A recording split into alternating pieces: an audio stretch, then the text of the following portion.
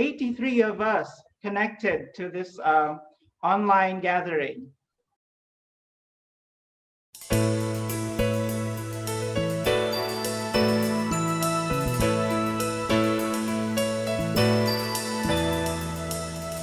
I wish you hear the song I sing.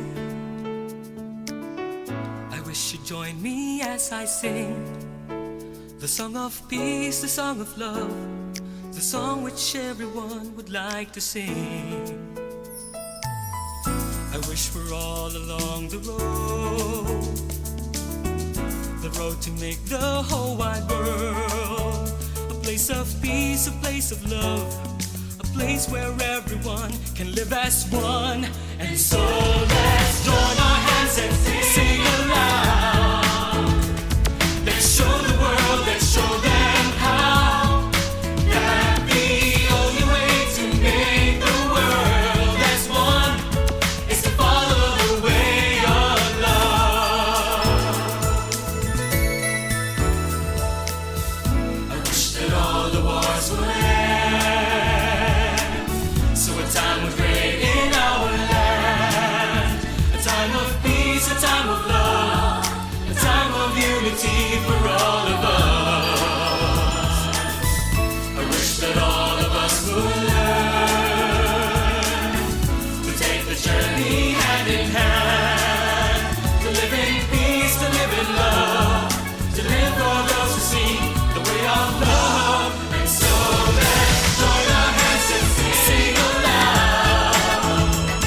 Let's show the world, let's show them how that the only way to make the world as one is to follow the way of love.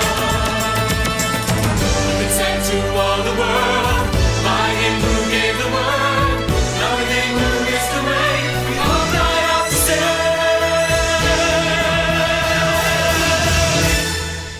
oh, let us join our hands and sing aloud. Let's show the world, let's show them how that the only way to make the world as one is to follow the way of love. Tell me, young people, are you alive? Yeah, we are alive. Tell me, young people, which is the way? Yeah, that is the way. Let's bring our hands together, up in the air. Clap them aloud and show that we care. Peace is what we need, love is the way. Join our hands and sing aloud. Ooh, let's show the world, show them how. The only way to make the way to be one is to follow the way of love. Let us join our hands and sing aloud. Let's show the world, let's show them how.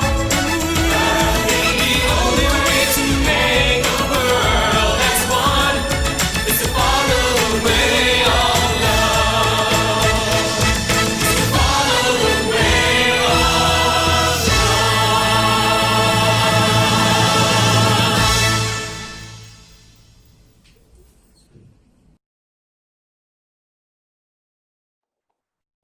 Hello, everyone. Welcome to this very special day. Right in front of us is an online gathering of young people from different parts of our Southeast Asian zones. We are also live on YouTube. So before we start, let us first see where we are from. Please wave your hands or show some freestyle hand gestures when I call your country, okay? Let's start with the country that is nearest to me, nearest also to my heart, Thailand. Sawadee krab. Hello, everyone. Let's go. Hello. Let's go to Laos. Sabaydi. Good morning. Okay. Now let's go to Myanmar. Myanmar, yes. Minglaba. Kilaba. Hello. Now, let's see if there are some young people who are connected to us from Vietnam. Wow, very good. Okay, very good. There's a big group of gen of young people from Vietnam. Okay, let's hear it from Malaysia. Malaysia. Salamat pagi. Or for those speaking in Chinese, Zhao Shang Hao. Hi. Also, we also have a very big group, also widely spread in different parts, a big group from Indonesia. Selamat pagi. Hi. Ciao.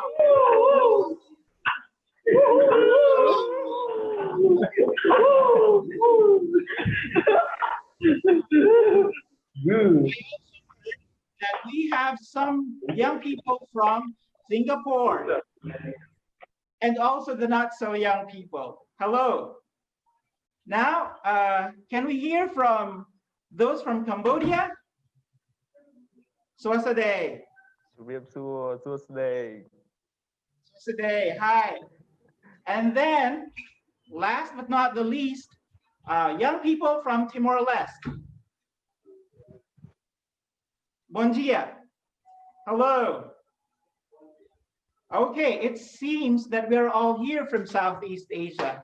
Now, apart from the Southeast Asian countries, we also give a special welcome to all other participants from other countries. From Pakistan, India, maybe someone from the Philippines. Hello, everyone. Namaste. Namaste from India. Namaste. Also from Pakistan. Hello. Wow. Hello from the Mariapolis, Philippines. Oh, from Mariapolis. Ciao. Hello there. Hello. Wow. This is an international gathering, Mary. Okay. We are all glad that you are able to make it today amidst the COVID-19 pandemic. It's an entirely different way of staying together without traveling, but I'm sure we can make the best out of this situation. Now, we will be turning off all participants' microphones until a certain part of the program, okay? We'll turn off all the microphones. By the way, my name is Darwin, and I'm a Focolarino. I'm from the Philippines, but I have been in Thailand for the last 16 years. That's right, 16 years. And today, I will be your host. Nah, let's just say I will be your big brother for today.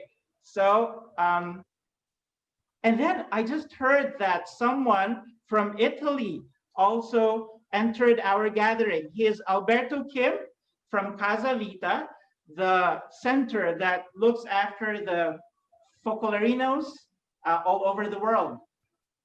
Hello, Alberto. Now I can see some familiar.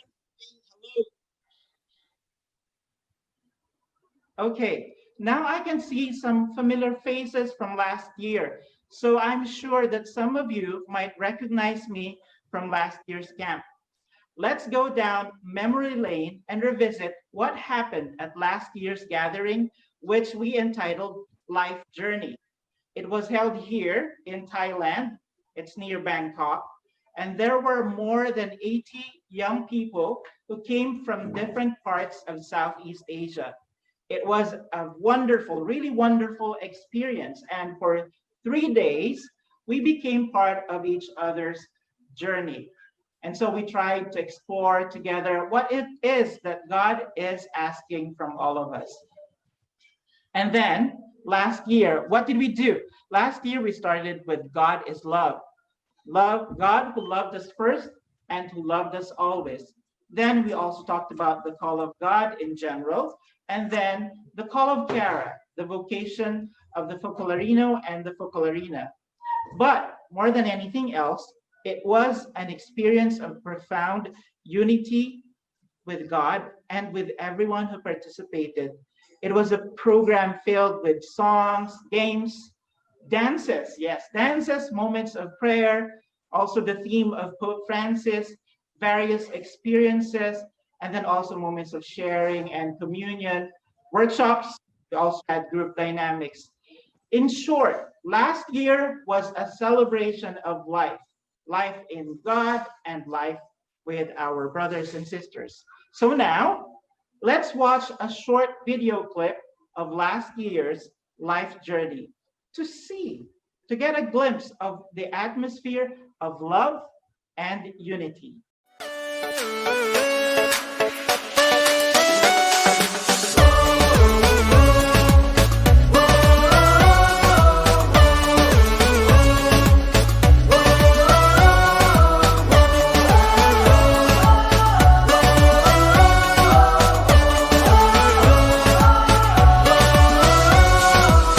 As your perfect people, we are gathered here today from every continent and city, longing to be true servants of the Lord, proclaiming your word to every nation. Teach us to say yes as Mary did that day, that your will be done here as in heaven. Fill our hearts with songs of joy and of gladness. Let all the earth stand up and praise you. Here I am, the servant of the Lord. Speak your word in me and let your will be done. Here I am, the servant of the Lord. Speak your word in me and let your will be done. Your chosen ones we are, sent out to do your will. Your sons and daughters we are.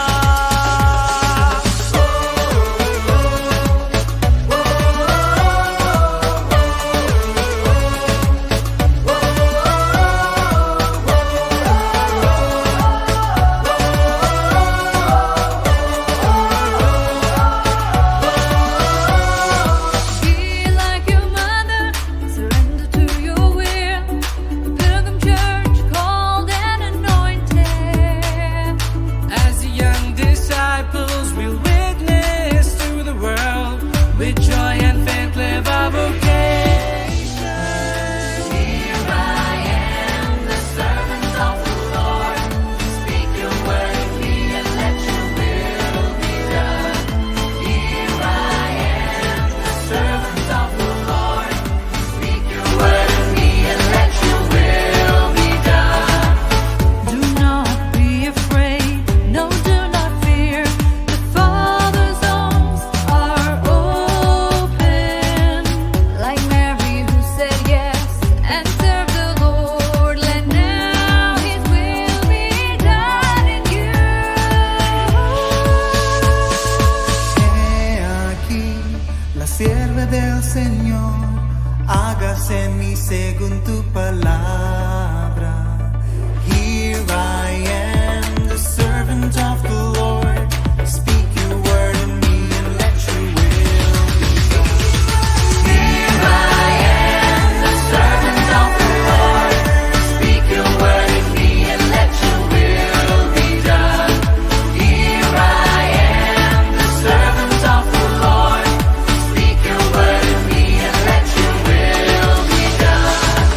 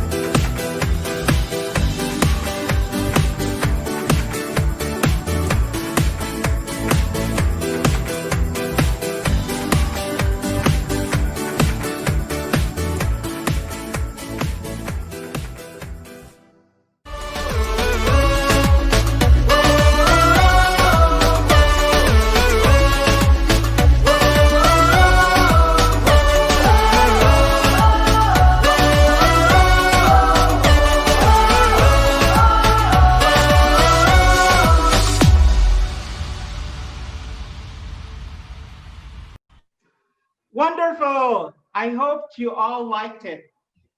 If you closely looked at the faces of the young people, you will see that they were beaming with joy. And I hope that today we could do it the same. We could replicate that same atmosphere of joy, love, and unity. But what does it entail?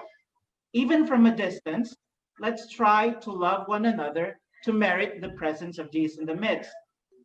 Who knows, with a more intense, a fuller unity, we can surpass last year's atmosphere. But you may ask, how can we love one another if we are only here on Zoom? Well, by listening attentively out of love for Jesus, since the program was prepared with love. Many of us are used to also doing multitasking while someone is watching, is also typing or texting. But in this present age, we are all used to it. But we can set aside everything, especially our worries, our thoughts, and be focused here, right here now, at present, with all of us here. Do you agree with me? If you do, raise your hands. Everyone, if you agree with me, to set aside and let's keep Jesus in the midst, raise your hands. Can't see it? Okay, very good. Before we continue, I still would like to announce for everyone to change their names. Again, the name, where you are from, first 4 letters, and then your name, because this will help us in our meeting, in our breakout rooms. Okay, thank you. This year's program is a continuation of last year's program. That's why for this year, the program is entitled Life Journey Continues One Destination. Because it's a continuation, let's try to discover today what will happen. In brief, we have 2 sessions in the morning and then 2 sessions in the afternoon. Each session will last for 1 hour. But do not worry, because we have plenty of time for breaks. Of course, the whole program will be filled with songs, games, and experiences. But there are 2 things that are different this year. Do you want to know? The first one, you will be surprised to know and to discover what kind of jobs, interesting professions do some Focolarinos and Focolarinas have. It's very exciting, I tell you. And then 2, most of you want to get to know the Focolarinos and the Focolarinas better. The trick is, today, you get to choose what experience you want to listen to. But you have to participate in an exciting quiz game. So in the morning, we will also listen to Pope Francis and what he wrote down on vocation. It's called Christus Vivit. It's a letter of Pope Francis to us young people. That's right. Also me, I'm a young person. And it's a letter also to all the people of God. And then we will also have a moment of silence with God through a meditation from Kiara's text and life experience. It'll be a short moment of communing, of talking to the person whom we love most, which is God. Then we will have lunch. Hopefully, we will not be only full of food, but also full of laughter, sharing that joy of staying together. Then during the first hours in the afternoon, many of us would just feel sleepy or groggy. So we thought there should be some exciting games that would help us be perked up. Then we will listen to a young person like all of us who has decided to enter the Focolare to undergo the corresponding course of formation. A Focolarina will also share her experience when she stayed in a continent, faraway continent on the other side of the world. This is all to give you a glimpse of the kind of life journey that they have taken. Then, later in the afternoon, We will also have our small group meetings in breakout rooms. That's why it's important that you change your name with your country. And then it's an perfect opportunity to talk, to share your impressions, to share what you think. And speaking of opportunity, there is another one for all of you, when you could ask questions to some Focolarinos and Focolarinas who have been tested by time and forged by fire. Then we will conclude this day, hopefully with a better understanding of what point of our life journey we are at, or where does the life journey is leading us. So let's start right away. We begin with this very important letter from Pope Francis. It's a letter to young people and to the entire people of God, which also tackles the call from God and the call to missionary service. Let's now watch a lively conversation between Doi, a Focolarino from Myanmar, and Chris, a Gen from Myanmar, and they're talking about Christus Vive. Good morning, Christopher. Morning, Dwayne. I'm happy to have this conversation with you. We can spend this time for sharing something about our life as young people. I'm still young. Yes, you are right, Dwayne. Pope Francis, in his letter to the young people, said that the person who laughs is always young. Would you like us to talk about the message of Pope Francis in his letter to the young people that he wrote in 2019 after the Synod for the Young People? Yes, I would be glad to know what's the message of Pope Francis for us, young people, especially about the meanings of our life and why we are here in the world. Here it is. Christus vivit. Huh? Christ is alive. Yeah. Post-synodal apostolic exhortation of Pope Francis to the young people in the entire people of God. It's interesting, yes. Listen, Chris, what Pope Francis is saying here. The very first words that I would like to say to every young Christian are these: Christ is alive and he wants you to be alive. Jesus himself, eternally young, wants to give us hearts that are ever young. And he sends you, young people, to carry this message of hope to the world. Am I included there? Yes, of course, in all the young people. Me? Why me? Because God, the merciful Father, loves you, and he loves you unconditionally. Jesus is your faithful friend, saves you, and he wants to be part of your holy journey, of your day-to-day experience. A true friend who knows you and still loves you. Yes, I feel that is very important for us young people to believe in the love of God, that he loves us unconditionally, because sometimes it's easy to feel the love of God. Is everything go well? But when there are difficulty and sufferings, it's difficult to feel his love. We must always be convinced that God is there with us and he wants us the best for us. He wants us to be happy and he wants us to find the true meanings of our life. Pope Francis said that Jesus wants to be a friend to every young person. Jesus wants to be part of our personal stories.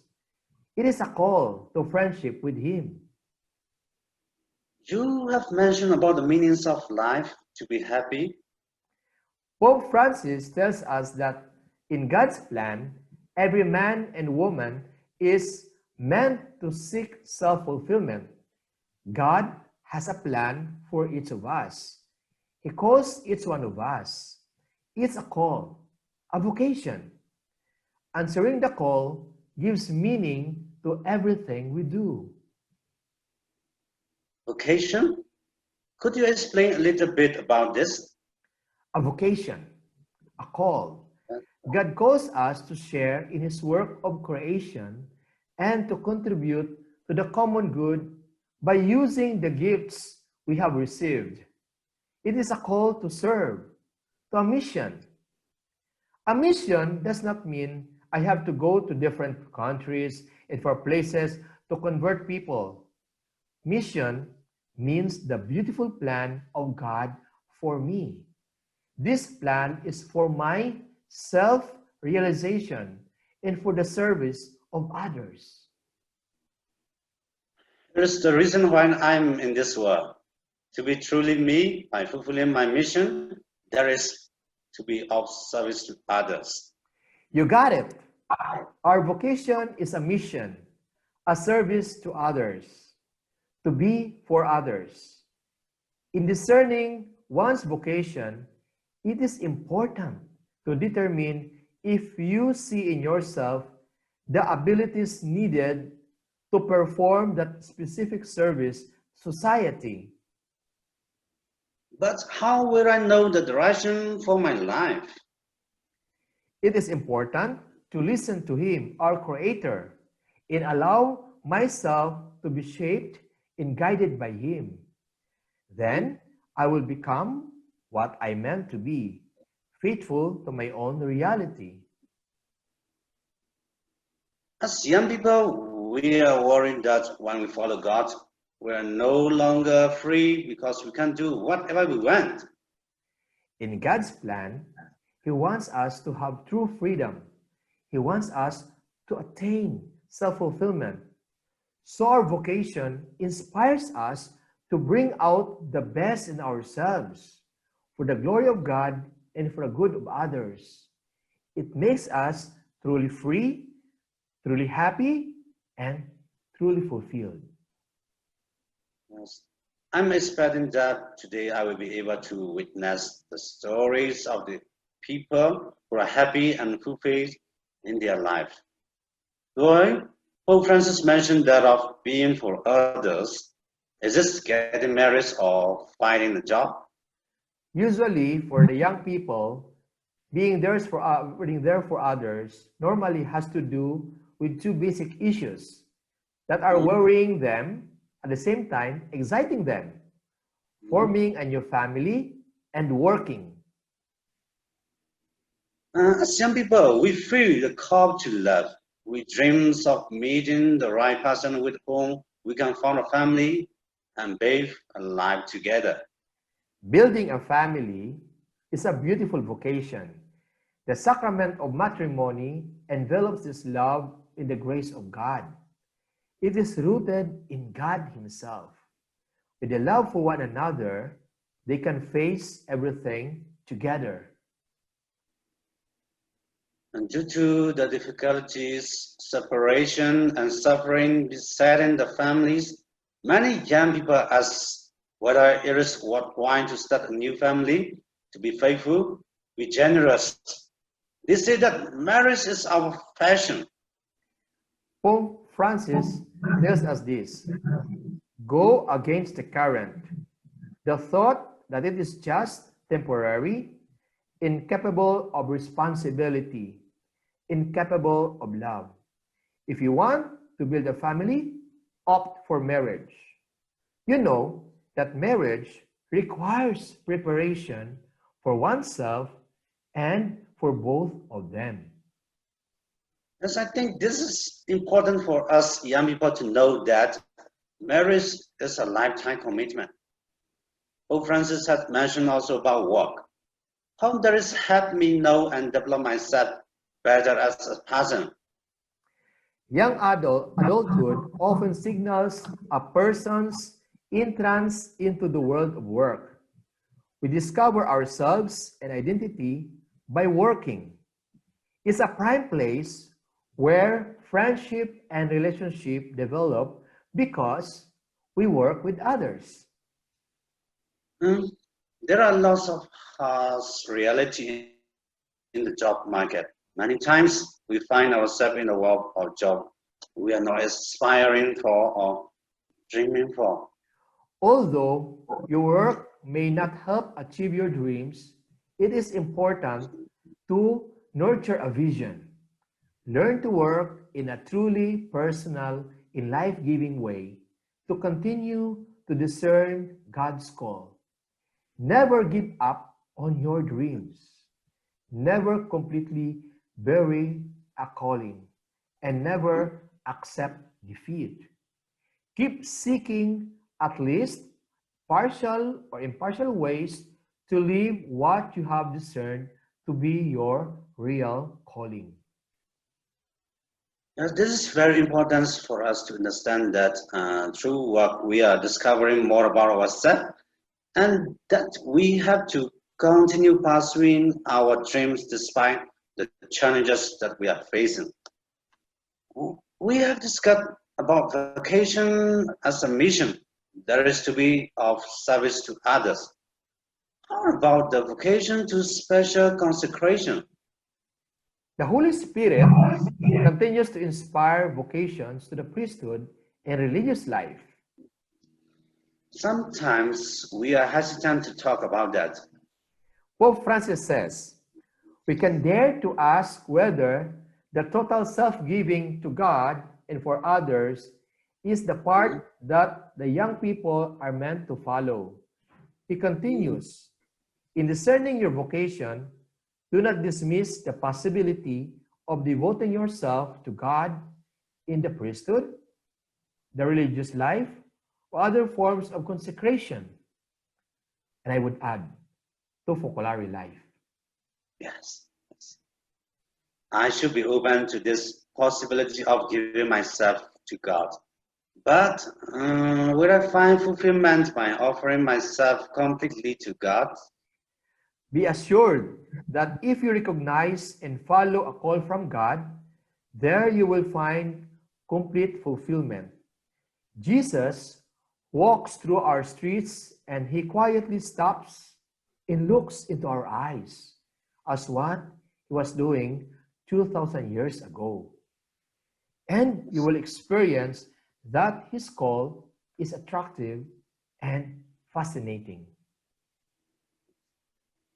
In this dreadful, quick pace and many distractions and attraction around us, how can we discover and listen to his voice, to his call?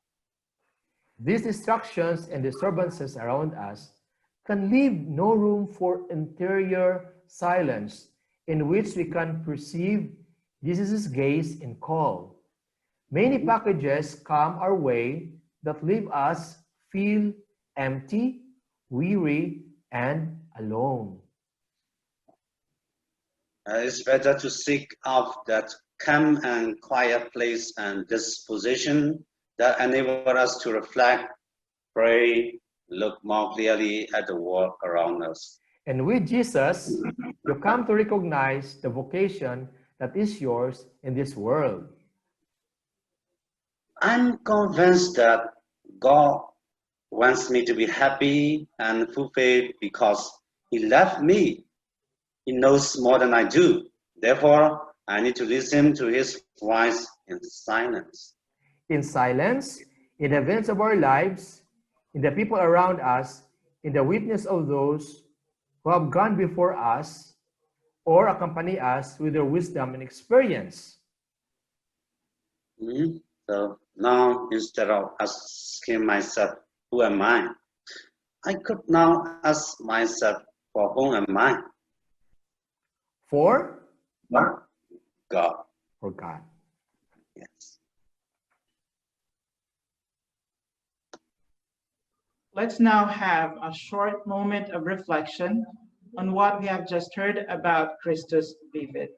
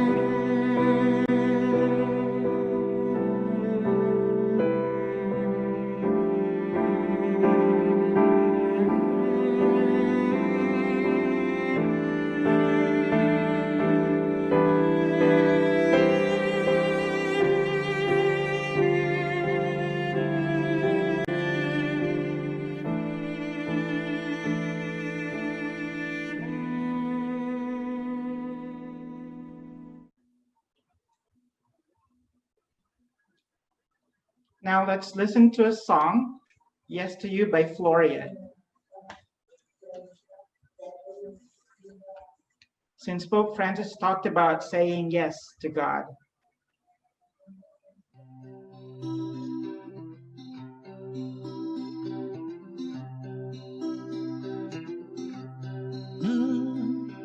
So many times that I said maybe, so many times that I said no, so many laters that never came to pass, but now I give my yes to you.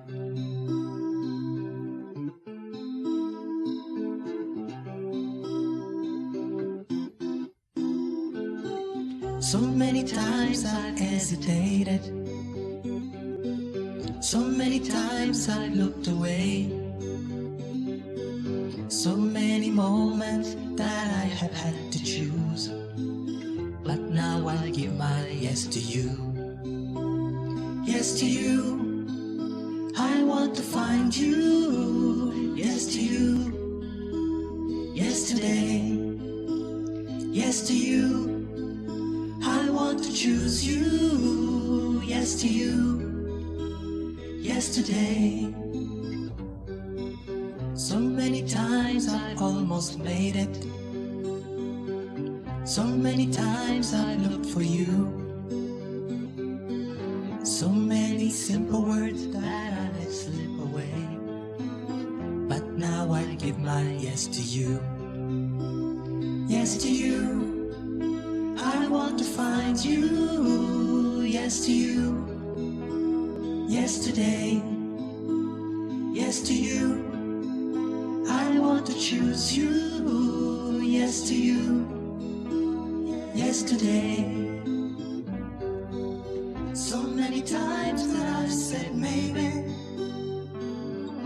so many times that I said no, so many laters that never came to pass, but now I give my yes to you. But now I give my yes to you. Yes to you, I want to find you. Yes to you, yesterday. Yes to you, I want to choose you. Yes to you, yesterday.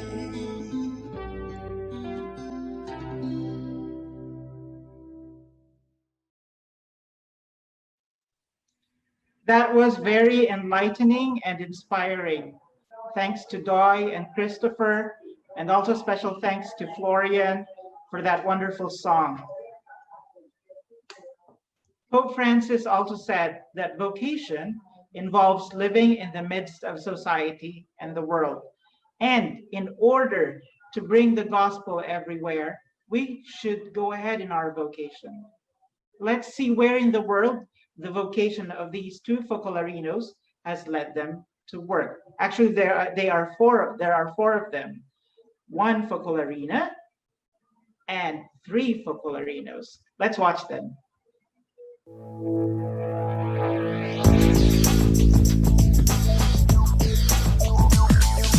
Living all around the world, people singing about the love. Hello, my name is Yong and I'm from the Focolare of Nazareth here in the Holy Land.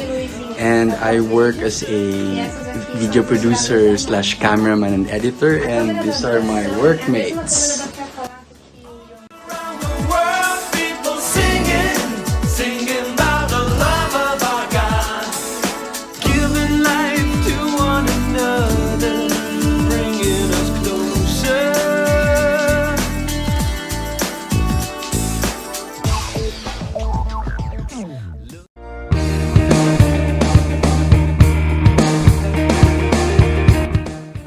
Hello, I'm Vicky, I'm Focolarina, and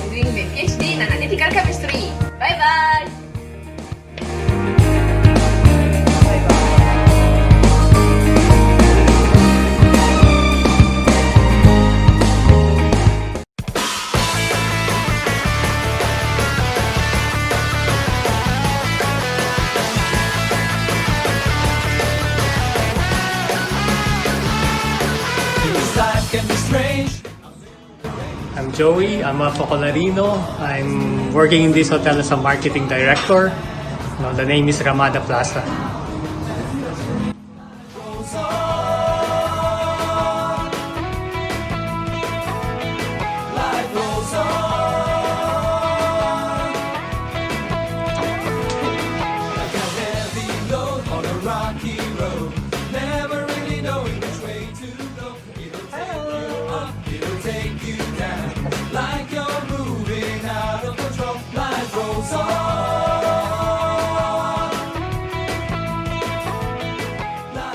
Wow, that is so cool.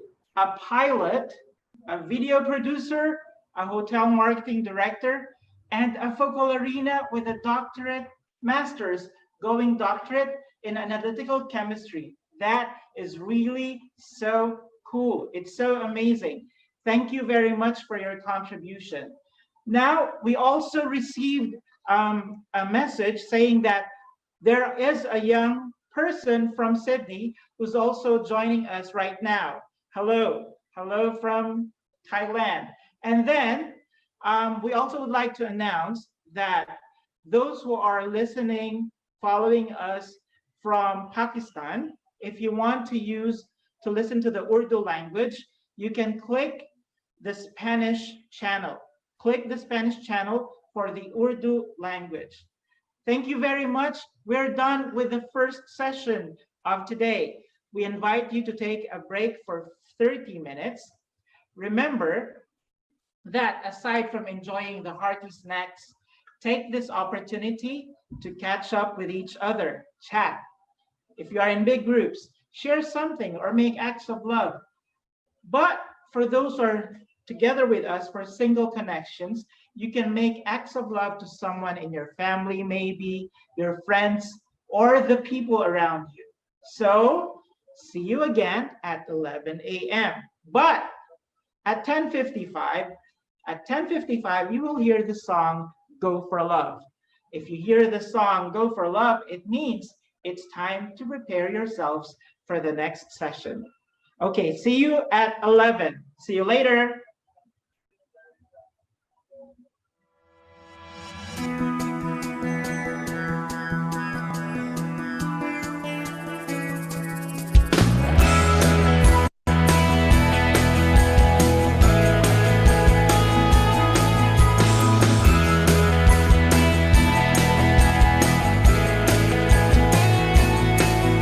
Surrounded by the eyes that tell me how to live. When there's nothing left to take, there is so Đi chào người Việt ở Tagaytay.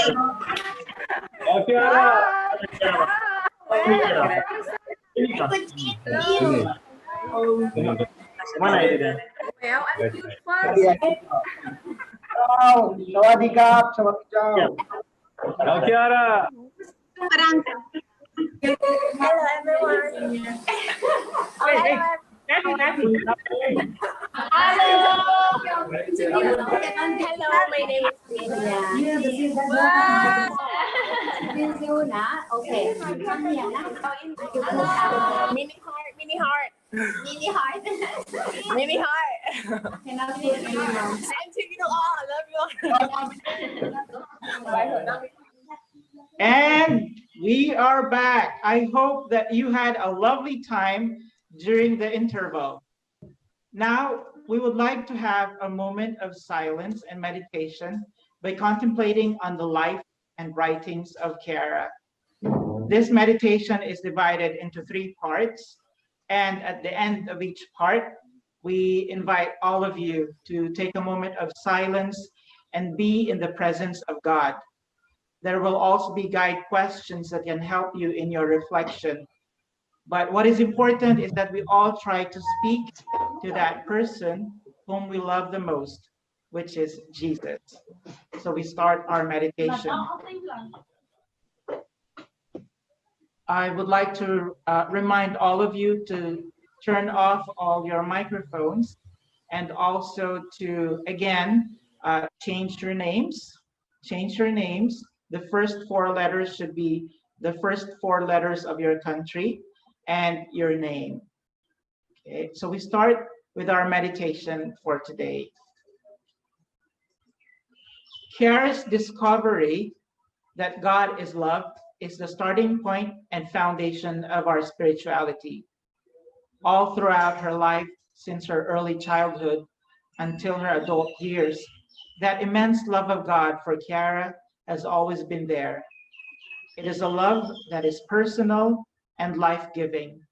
It is that love of God that continues to guide Kiara and all of us in our journey in life. Chiara and the First Focolare.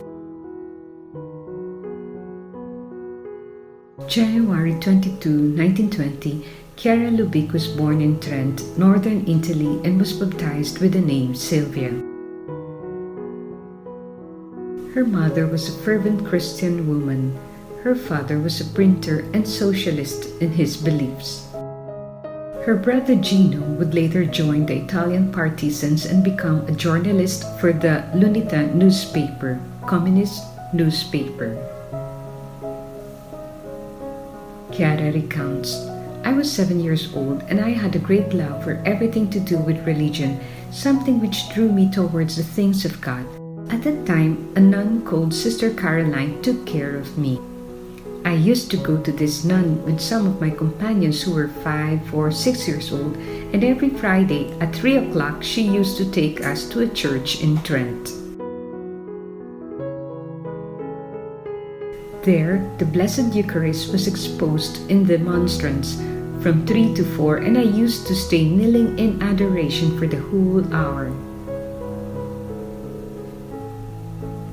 I felt inside that Jesus was urging me to ask him something. Listen, Jesus, you created the sun which gives light and heat. I'll keep my eyes fixed on you, and through my eyes you put spiritual light and warmth into my soul.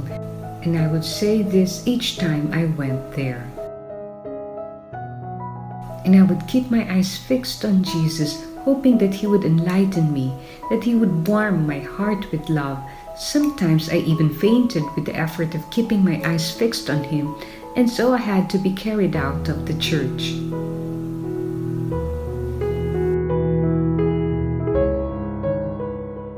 But it was Jesus who put this question inside me because he wanted to teach, and he began to make me understand many things.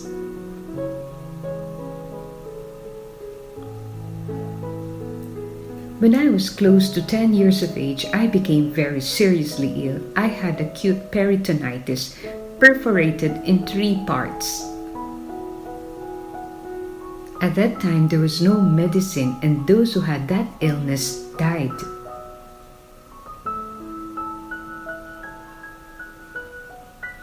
The doctor said to my daddy, "There's nothing we can do." My daddy said, "Operate on her."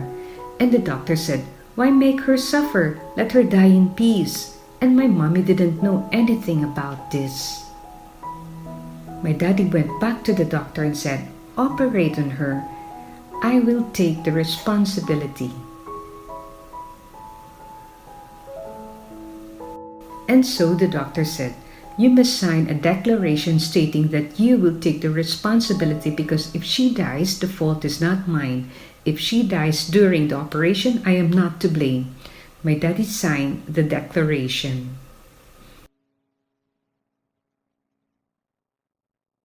They put me on a stretcher and took me to the operating theater. I was 10 years old. My daddy said to the doctor, "Let me in so that I can be there when she dies." The doctor said, "It's not allowed." My mommy saw my daddy and said, "What's happening? What's the matter?" She was crying and was terribly upset. My father hadn't told her anything, but then he said, "They're going to operate on her." And so my mommy ran to Sister Caroline. So a cure was impossible. She went to Sister Caroline and the other nuns where I used to go, and she said, "They're going to operate on my child."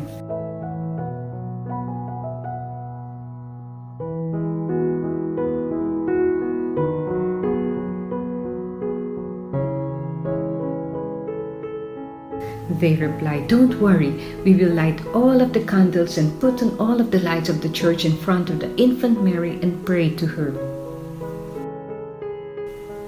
They called all of the nuns in the convent. It was midday, and they prayed, saying, "Infant Mary, if it is good for the soul of this child that she lives, cure her."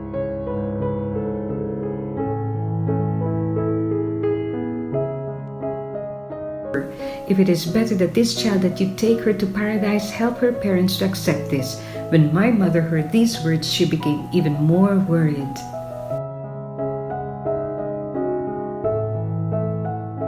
After the operation, the doctor said, "She's still alive, but for many days I was in danger of death. My mother did something. After the operation, I was not supposed to drink anything. When my mommy was alone with me in the room, she said, 'I will give you a big spoonful of this water of Our Lady of Lourdes, and she will help us.' And she gave me some. I got better. You can see that Our Lady wanted me to live and not to die." 1938, she graduated as an elementary school teacher and taught at Castello, in Livo, towns in Val di Sole, in the regions of Trent, and then in Trent itself.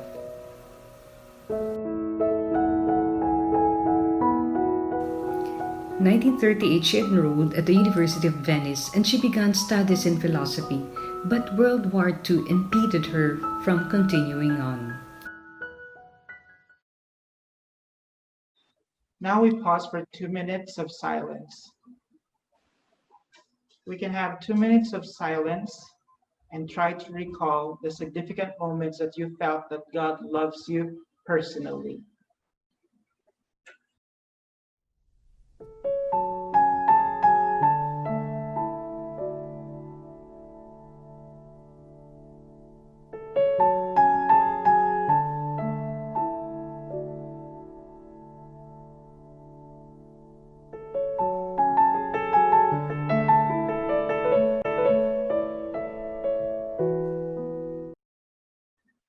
When we talk about vocations, especially in the past, people would think only of 3 ways. 1, priesthood or becoming a nun or a sister. 2, marriage. And 3, to be a consecrated virgin, staying at home and living individually in the world. But Chiara discovered what we call the 4th way. It is the vocation to the Focolare, which brings together the best aspects of the 3 other previous vocations. The Focolarinos and the Focolarinas consecrate themselves totally to God, leaving everything behind to form a supernatural family, but remaining in the midst of the world to sanctify it. Chiara understood that she was called to live the 4th way. Being aware of that immense and personal love of God for her, it is consequential that she says her yes to the will of that person who loved her the most. Her yes to God's will has brought her to a life journey that was beyond her wildest dreams.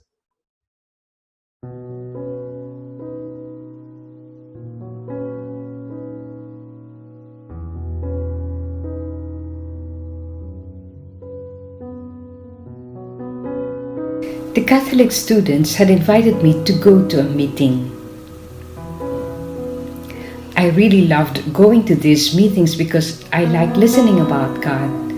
For me, there was nothing more beautiful than to listen to someone speaking about God. But since the war was about to break out, my daddy said, "I cannot allow you to go because if war breaks out, you may not come home anymore." And so with tears in my eyes, you know how it is, feeling down with tears in my eyes, I went to the student center and said, "I cannot go. My dad expressed the will of God for me. I cannot go." A few days later, the threat of war disappeared. Just see what comes from being obedient. The newspaper said that there would not be any war, but then later the war did break out. And so the Catholic students called me and said, "Look, Chiara, there will be a meeting which is going to be much more beautiful, much more beautiful. In fact, it will take place at Loreto. According to tradition, angels carried the true house of Jesus, Mary, and Saint Joseph from Nazareth, first to Dalmatia and then to Loreto, which is here in Italy. As soon as the house arrived there, they built a big church around it, which is like a fortress, so that the house wouldn't be taken away, because in the past, the angels had put the house on their shoulders and taken it away from other places. Of course, if the angels wanted to, they could have demolished the fortress, but they left it there. And the student said to me, "Would you like to go to Loreto?" And I said, "I will ask my parents." I went to my parents and they said, "Yes, you can go because there is no longer the threat of war." I arrived at Loreto and went into that house, and there the Lord gave me really extraordinary graces. Because inside this house, I imagined the infant Jesus, Mary going from one corner of the room to another. Perhaps the angel entered through that window, and who knows what the infant Jesus might have said. Perhaps Saint Joseph built those walls, and the same walls would have heard the voices of Mary, of Joseph, of the infant Jesus, even perhaps the songs of the infant Jesus. And this made such a divine impression on me that I recollected myself in prayer. And I cried and cried, leaning against the walls of that house, enraptured by the mystery of the Holy Family which had unfolded in there. And there the Lord made me understand something. When you are older, I will call you, and your vocation will be a house. It will be the Focolare. The Focolare will be like a little house where there are the pope, who are virgins, as well as those who are married, as it is now in the Focolare. And they are consecrated to God because Our Lady is a virgin, but she is also married. Because Saint Joseph is a virgin, but he is also married. Because the infant Jesus is a virgin. There he made me understand my vocation. Then I went out of the church, and this is what he made me see outside. I was alone, all alone. Those around me were strangers, but with the eyes of my soul, he made me see a long line of children, of young girls and young women who would follow in my path. I returned to Trent and I met my spiritual director. He saw that I was over the moon with the happiness, and he asked, "What's up with you, Kiara? What happened?" And I replied, "I understood my way." And he said, "Are you going to get married?" "No." "Will you remain a virgin on your own in the world, at home?" "No." "Are you going to become a nun?" "No." "And so?" And I kept silent, because I didn't know how to explain it to him, but I had understood. It was the fourth way.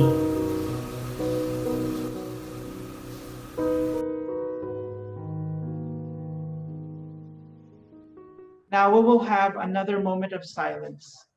Recall your experiences on following the will of God.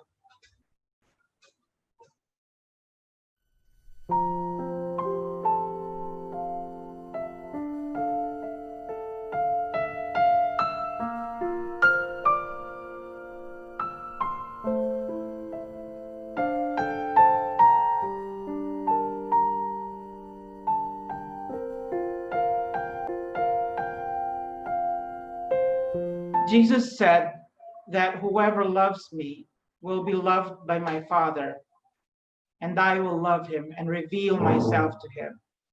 This was precisely Kiara's experience.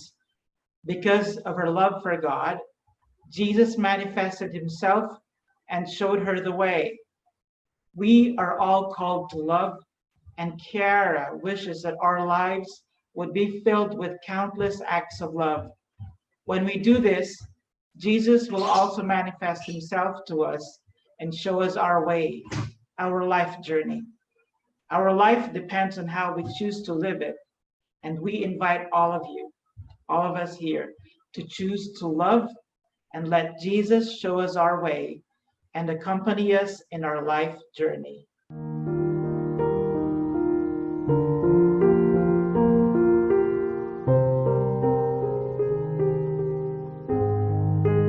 In 1943, in entering the Third Franciscan Order, attracted by the radical choice of God made by Saint Clare of Assisi, she took on the name of Chiara. Chiara recounts, one cold winter morning, icy cold, my mother said to my little sister, "Listen, we need milk."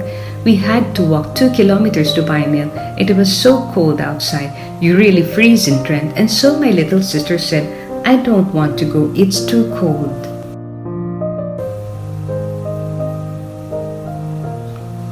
Then my mother turned to my other little sister. They were really good, but you know how it is. My mother said, "You go because Chiara can't go, she has to study." But my other little sister said, "Oh Mama, I don't want to go."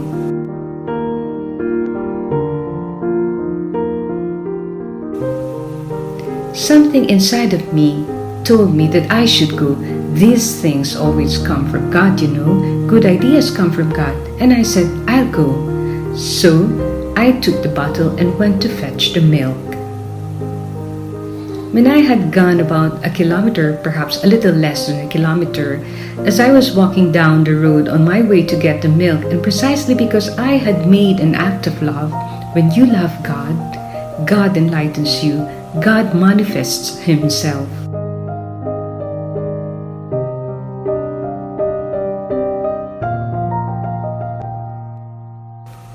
At a certain point, I felt that I had to stop because God was speaking to me. But, I repeat, He wasn't speaking to me with a voice, but in my heart. This is what He said to me, more or less. "You have only one life. Spend it well. Give yourself completely to me. Leave everything and come with me. Give yourself completely to me."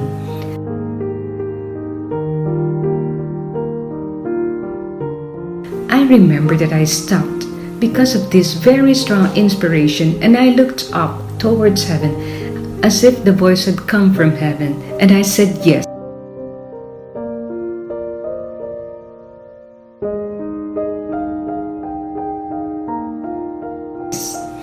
Then I went home and wrote a very ardent letter to my spiritual director saying, "I feel that God is calling me. God is calling me to give myself completely to Him." So he said, "Wait, we'll see what we can do." That letter was so ardent, so inflamed with the love of God that the priest, my spiritual director, replied to me, "All right, on such and such a day, come to church alone early in the morning at 6, and I will consecrate you to God for the rest of your life."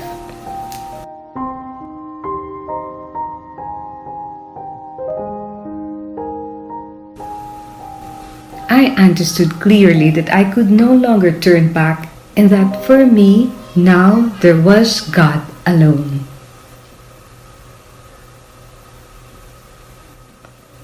December 7, 1943, Chiara committed her whole life to God forever with a vow of chastity, a date that would later be considered as the birth date of the Focolare Movement. May 13, 1944, Trent was bombed. Her house was destroyed and her family had to flee. Chiara Lubick decided to remain in the city to follow what was coming to life around her.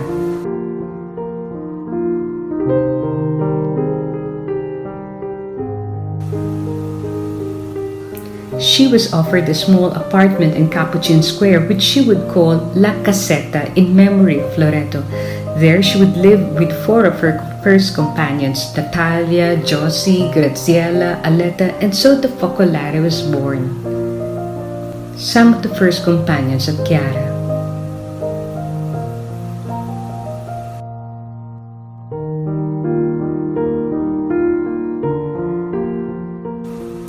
The first diocesan approval of the movement was given by Carlo de Ferrari, Archbishop of Trent, who had recognized that here there is the hand of God. 1948, the first men's Focolare was opened in Trent. Now we try to recall a simple act of love that changed our life.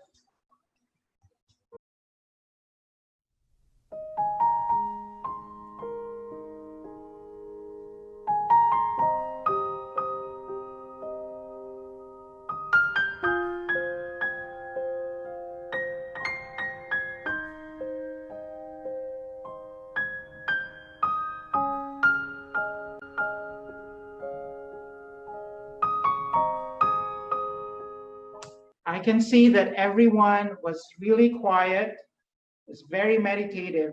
What happened was a sacred moment for everyone.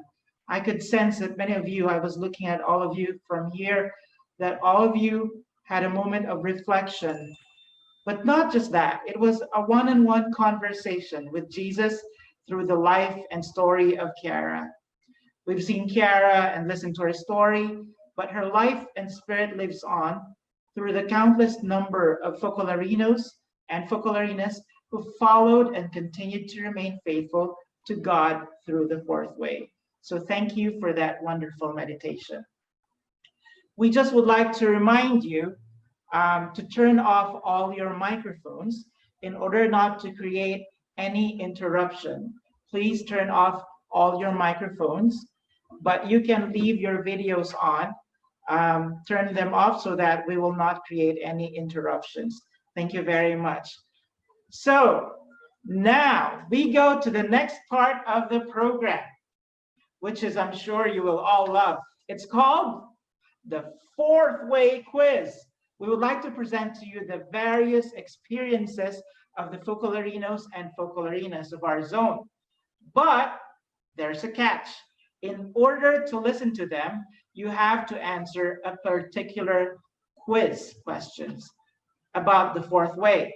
I will read the question and the answer choices, which will be showed on your screen, but you have to choose wisely before clicking the letter of your answer. We will show you the experiences of the Focolarino and the Focolarina that corresponds to the answer that gets the highest number of votes. Remember, think and then choose wisely, and then click the letter of your answer, and then click submit. Are we clear here? Can I see 2 thumbs up? Good. Can I see 2 thumbs up? No one? 2 thumbs up, everyone. Yes, now, okay, so we're clear. We are ready right now. Okay, let's show them the questions. The fourth way super quiz. So you see there are circles before the letters. So you just click your answer and then click submit. I will read first before you answer, okay? For the first question, what could be the indicative sign that would help us understand that we have received a true calling from God? Letter A, by receiving a WhatsApp message from the Holy Spirit. Or you can also say by receiving a line message or a messenger message. Letter B, having a strong sensation and feeling that God is calling me to offer my life. Or it could be letter C, by experiencing peace within the soul. Or you can also choose letter D, having a spiritual attraction towards the founder or foundress of the given movement or community. Think, choose wisely. Now click your answer and then click submit. Click your answer and then click submit, okay? Think wisely, and then we will see who will be this Focolarino or Focolarina who will share his or her experience. Okay? Now let's see which answer has received the most number of votes.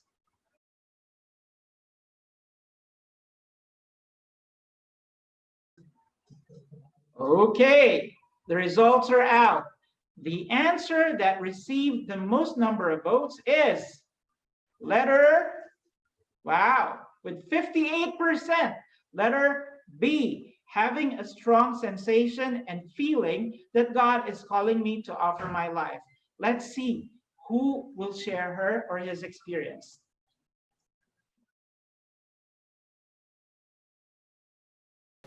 Ciao a tutti, sono tua Vinamita in Focolare a Ho Chi Minh.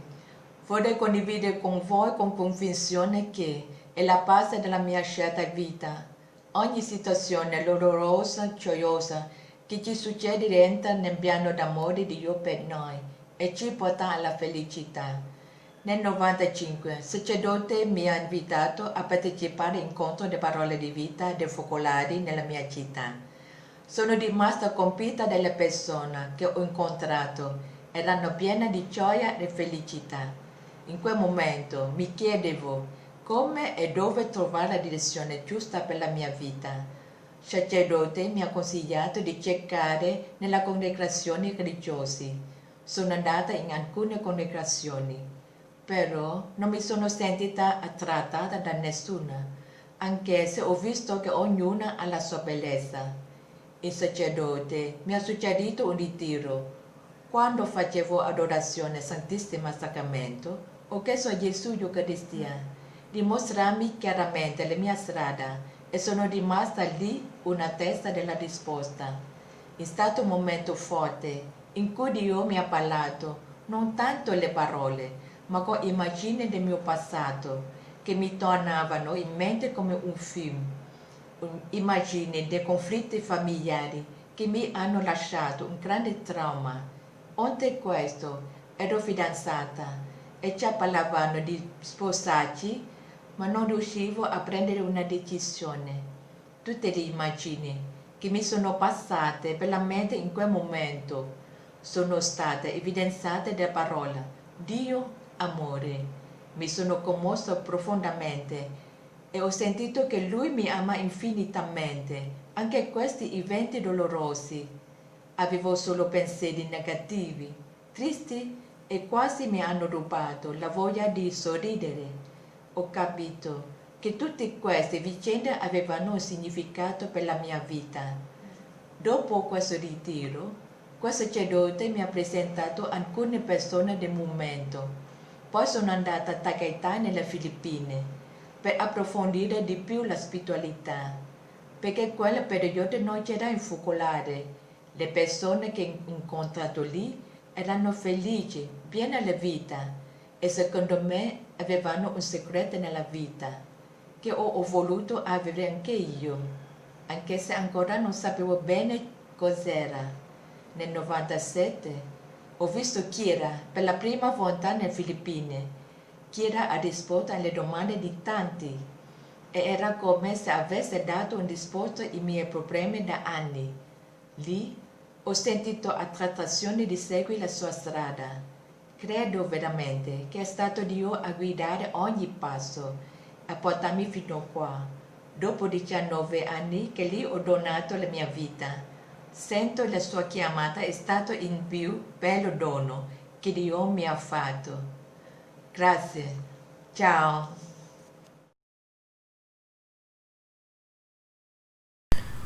In passato non riuscivo a vivere sempre in armonia con mio fratello perché avevamo un modo molto diverso di vivere e di pensare e tante volte non riuscivo ad accettarlo e anche litigavamo.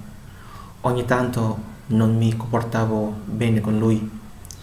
Quando ho iniziato il quarto anno dell'università ho conosciuto un gen e poi un gruppo di gen seguito dalla Focolare del Vietnam. Sono stato toccato dal loro modo di vivere e questo mi ha spinto a mettere in pratica il Vangelo in modo vivo e concreto anche per amare mio fratello. Come Gesù dice, amare gli altri come ci ha amato. Se fate del bene a coloro che vi amano, che merito avete, anche i pagani fanno lo stesso. Tutto quello che avete fatto ad uno solo dei miei fratelli più piccoli lo avete fatto a me. Ho trovato tanta pace e gioia nell'anima quando sono riuscito a vivere la parola di Dio accogliendo mio fratello. Per me era una cosa incredibile che non avevo mai sperimentato in me in 22 anni di vita. In quel tempo avevo 22 anni, anche se ero stato educato come cristiano fin da piccolo. Dopo alcuni mesi da questa esperienza un'altra mi ha fatto a fare un alto salto in avanti. Avevo una incomprensione con mia mamma per un fatto che era accaduto e io ne soffrivo tantissimo. In quel tempo, per me amare la sofferenza come Gesù abbandonato sulla croce era una cosa nuova, ma cercavo di amarlo in questa situazione, di accoglierla con tutto il cuore, con gioia, e questo mi dava un senso più alto, più profondo della vita e pace in fondo al cuore. Dopo queste due esperienze sentivo tanta gratitudine verso Dio. I primi mesi del 2007, un giorno sentivo che volevo rispondere al suo amore infinito, offrendogli la mia vita, per spendere la mia vita per servirlo, per aiutare la gente a capire la bellezza di amare Gesù abbandonato, che è proprio la chiave dell'unità con Dio e con i fratelli. Da lì, con l'aiuto dei focolarini, ho iniziato ad approfondire la mia vocazione al focolare. Ora vivo in focolare da 5 anni. Grazie per il vostro ascolto. I would like to thank Zoom for that wonderful experience. Zoom is a Focolarino from Myanmar. Okay, thank you very much. Now we go on to our second question. We will show it on your screen.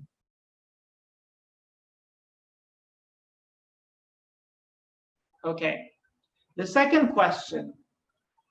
What are the obstacles that may hinder someone to respond to the call of God?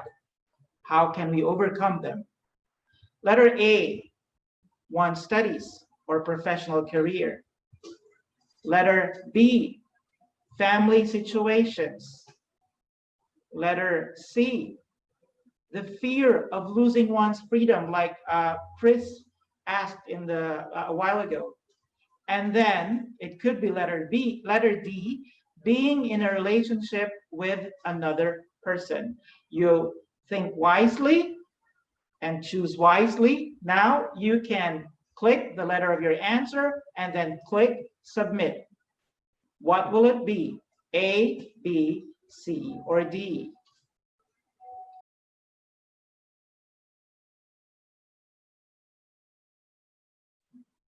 What could be the obstacles that can stop us from responding to the call? Let's wait for the results. Remember, there's an experience behind every answer.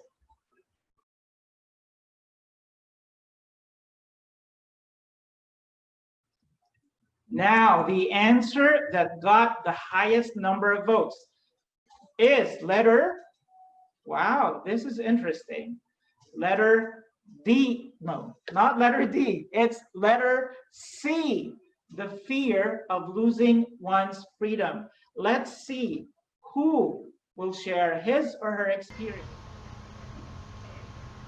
When I was on my last year of my studies in medical technology, our lessons became too demanding, and I was very much taken up by my studies that I started to put aside God's voice. At that time, I met again my former classmate in high school, and I tried to go out with him often. I did not have any contact with the Focolare, thinking that maybe it's enough for me to study and go out with him. The more I drifted away from the Focolare, the more I felt empty, even if I had a special friend and my studies to fill my time. I understood then that I had to make the personal choice of God, not because my parents brought us to the Focolare. The love of a certain Focolarina gave me the courage to start again and renew my choice. I decided to go back to the Focolare and cut the relationship with the boy. It was then that I felt God's call loud and clear. that maybe I was trying to avoid his voice before. One of the things that was difficult for me to leave behind was my profession. After 4 years of university and 2 years of teacher's training, I finally concluded my studies. I could remain in the beautiful school where I was teaching, and the government would have made me a civil servant for an unlimited period of time. But I was leaving for the School for Formation for Focolarinas in Lopiano. I felt that I had to make this step to be free to go to any part of the world, knowing that I would probably not be able to keep my job as a teacher anymore if I went to another country, since my job is linked to my mother tongue. But I had no doubt about giving everything to God. After 2 years in Lopiano, I left for Asia, Singapore, and it was exactly because of my profession that I was able to acquire the visa to stay there for almost 5 years, teaching in an international school. So it is true that God, in His fantasy, gives the hundredfold to those who leave everything to follow Him. Since my sister was abandoned by her husband, she has had financial difficulty, especially to support her 3 children. She already did some jobs, but the money she earned was still not enough. She often called me and cried, telling me the bitterness of her life, and she even wanted to commit suicide.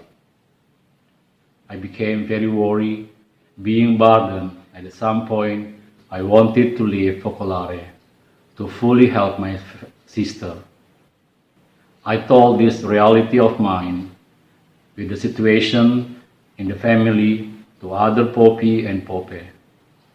They said that my family's suffering was also their suffering. They unite with me in my daily life, and we pray together for God's will for my family, especially my sister and her family. Then I totally abandoned myself in the hands of God. Praise the Lord. Now there is another family of mine helping my sister to reduce her life burden.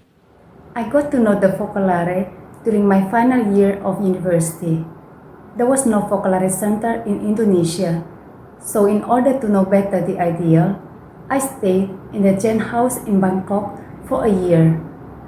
It's there that I felt the call to give my life to Jesus in the Focolare. I had a boyfriend at the time. We had been in a relationship for 2.5 years. I immediately understood that if I were to follow Jesus, I needed to open my heart not only to a man, but to all people. That's how our relationship ended.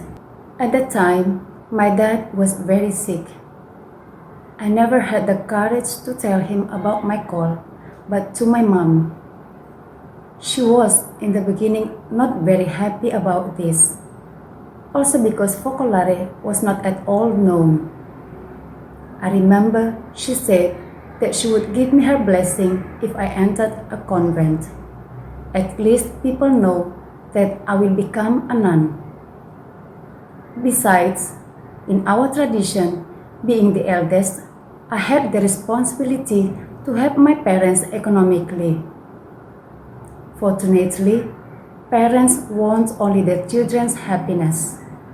When my mom understood this, that I would be happy only if I answered to the call, she gave me her blessing. So I left for the preschool in Tagaytay, Philippines. It was only 1 month after my dad passed away. The first 3 months was a real struggle. The impacts of different food, culture, and first of all, the feeling of having left my family. My mom had to bring ahead the family, my 6 siblings, by herself. At a certain point, I felt that I had abandoned my family, that I had done a very big mistake. I suffered a lot. Until one day, during Mass, I heard the Gospel in which Jesus says, "Once the hand is laid on the plow, no one who looks back is fit for the kingdom of God. I felt as if Jesus said those words directly to me. I understood that I need to say my yes again and follow him, not worrying about my family. He would be the one to take care of them.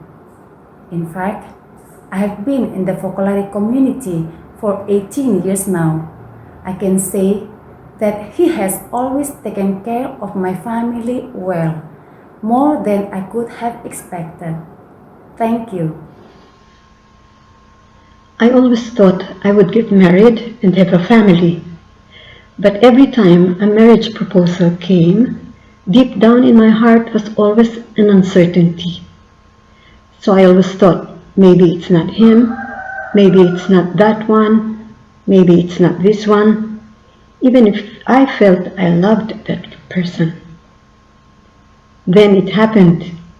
That one particular day, in that particular place, I still remember the precise spot of the building.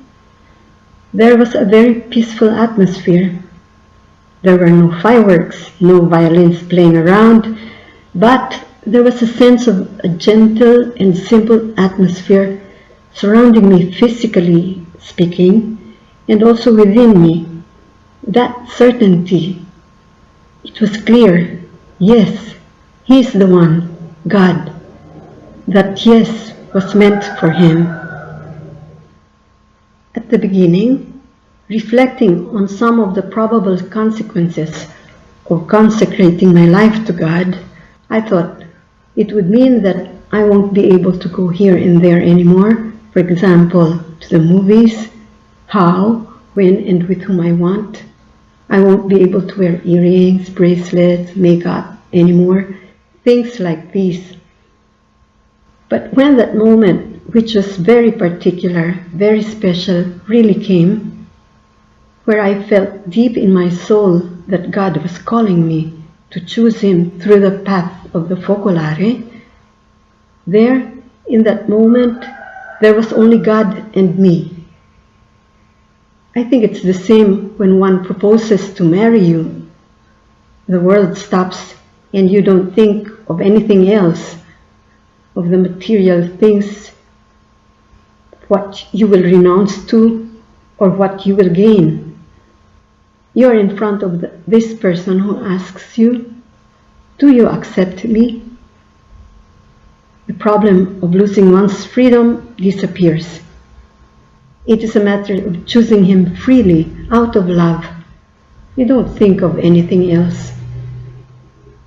The interesting thing, which I would have never imagined, is that, for example, I found myself literally going around the world. This was one of my dreams when I was a teenager. I found myself going to a lot of countries in Europe, the US, Canada, Brazil, Asia. I often had to put on my makeup, appear in TV programs, give interviews in radio stations. All these because I have been asked to be a part of the international music group called Gen Verde, and our job was that, to perform on stage, tour many countries, to give concerts, shows, to bring the message of the gospel, the message of unity. When I left my parents and my country for the very first time, I remember how much I cried on the plane. Later on, I realized that I didn't lose anyone or anything. Apart from acquiring an even much greater love for my family and for my country, going around the world because of the program tours for concerts, I got to know and gained hundreds of parents, other families, other countries. Thank you very much, Joy, for that wonderful experience. Thank you for sharing your story. Joy is a Filipina Focolarina who is now based in Indonesia.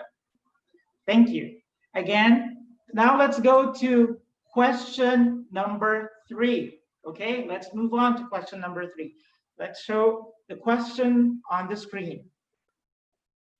Okay, for question number 3.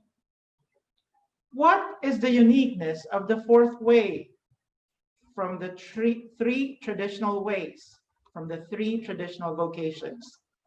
What is the difference? What is the uniqueness? Okay, letter A, responding to the call of God within. Letter B, spending one's life to the fullest. Or your answer could be letter C, consecrating oneself to God, being in the midst of the world, imitating the Holy Family of Nazareth. Or you could answer letter D, experiencing unity in diversity, traveling, meeting people from different countries, and learning many languages. If you listen carefully this morning, this one will be easy, really easy to answer. But then again, you can choose from any of the options. Please click the letter of your answer, then click submit. You can do it now. Remember, choose wisely. If you are in big groups, you can talk amongst yourselves and then click the letter of your answer. Do not forget to click submit.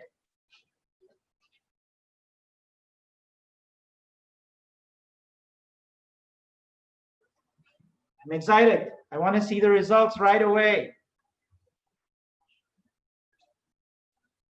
Okay. Let's see. The results are out. The top answer is letter C, consecrating oneself to God, being in the midst of the world, imitating the Holy Family of Nazareth. To me, that's a really wonderful question. Let's see whose experience is behind this answer.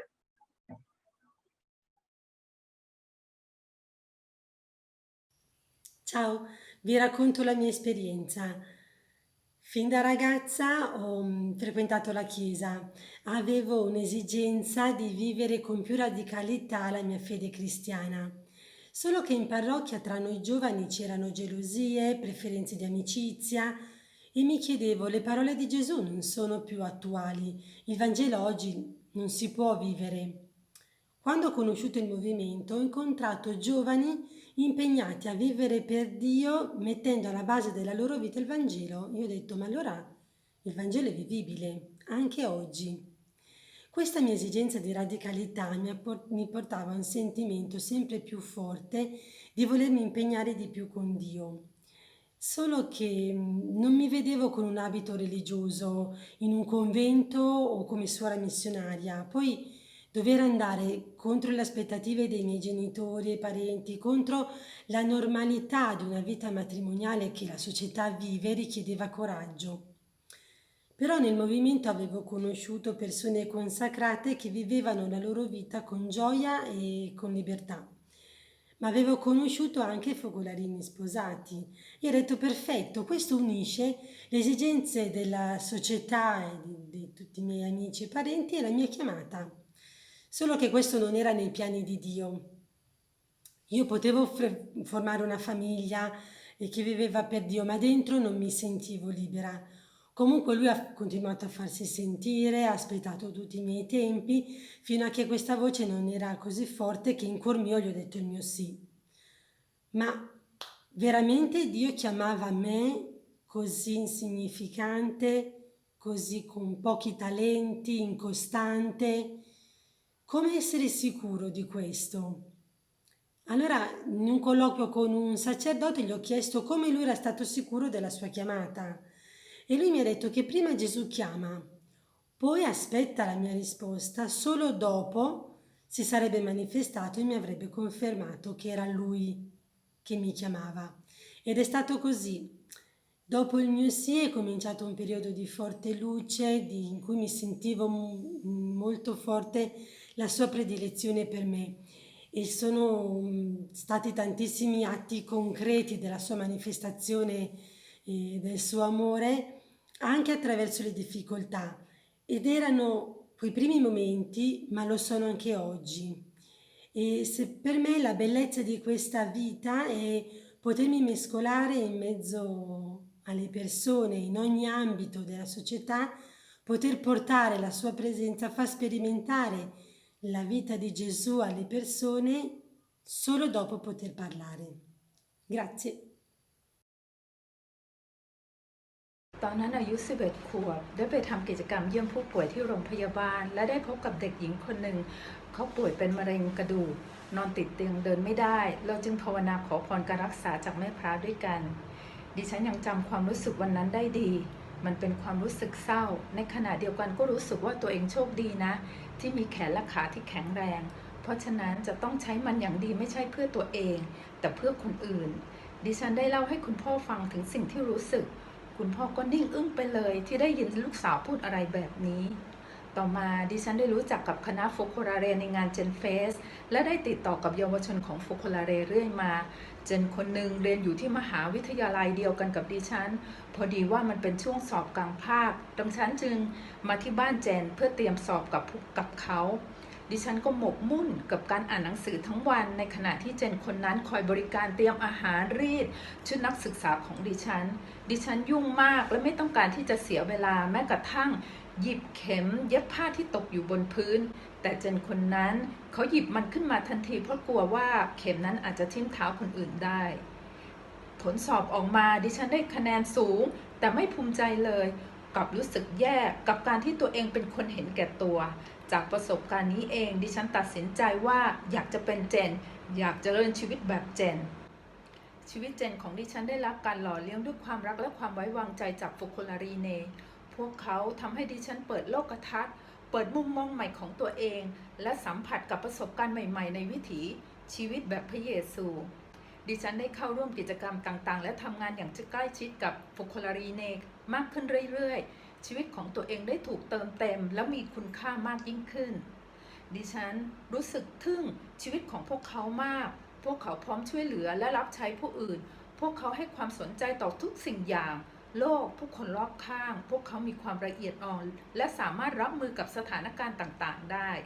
ครั้งหนึ่งดิฉันได้ถามโฟโคลารีนาคนหนึ่งว่าทำไมถึงได้รู้วิธีทำสิ่งต่างๆมากมายซ่อมชักโครกปั๊มน้ำทาสีบ้านทำเค้กทำนู่นนี่นั่นคำตอบก็คือพวกเขาอยากจะเป็นคนแรกที่รักดังนั้นเขาก็พยายามเรียนรู้สิ่งต่างๆเพื่อที่จะได้รักมากขึ้นครั้งหนึ่งในงานชุมนุมเยาวชนเคียร่าได้ท้าทายให้เยาวชนใช้ชีวิตเดียวของเราอย่างเต็มที่คำพูดของเคียร่านั้นทำให้ดิฉันนึกถึงสิ่งที่ดิฉันรู้สึกเมื่อตอนอายุ 11 ขวบดังนั้นเพื่อที่จะได้ใช้ชีวิตเดียวอย่างดีดิฉันจึงตัดสินใจเดินตามเส้นทางชีวิตของเคียร่าในฐานะโฟโคลารีนาที่จะมอบชีวิตของตัวเองให้กับพระเป็นเจ้าและเป็นเครื่องมือที่แท้จริงของพระองค์เพื่อนำความรักไปสู่เพื่อนพี่น้องสวัสดีค่ะชื่อเอเป็นคนกรุงเทพเมื่อตอนอายุ18 ปีพ่อของเอได้เสียชีวิตลงรู้สึกเศร้าและเสียใจ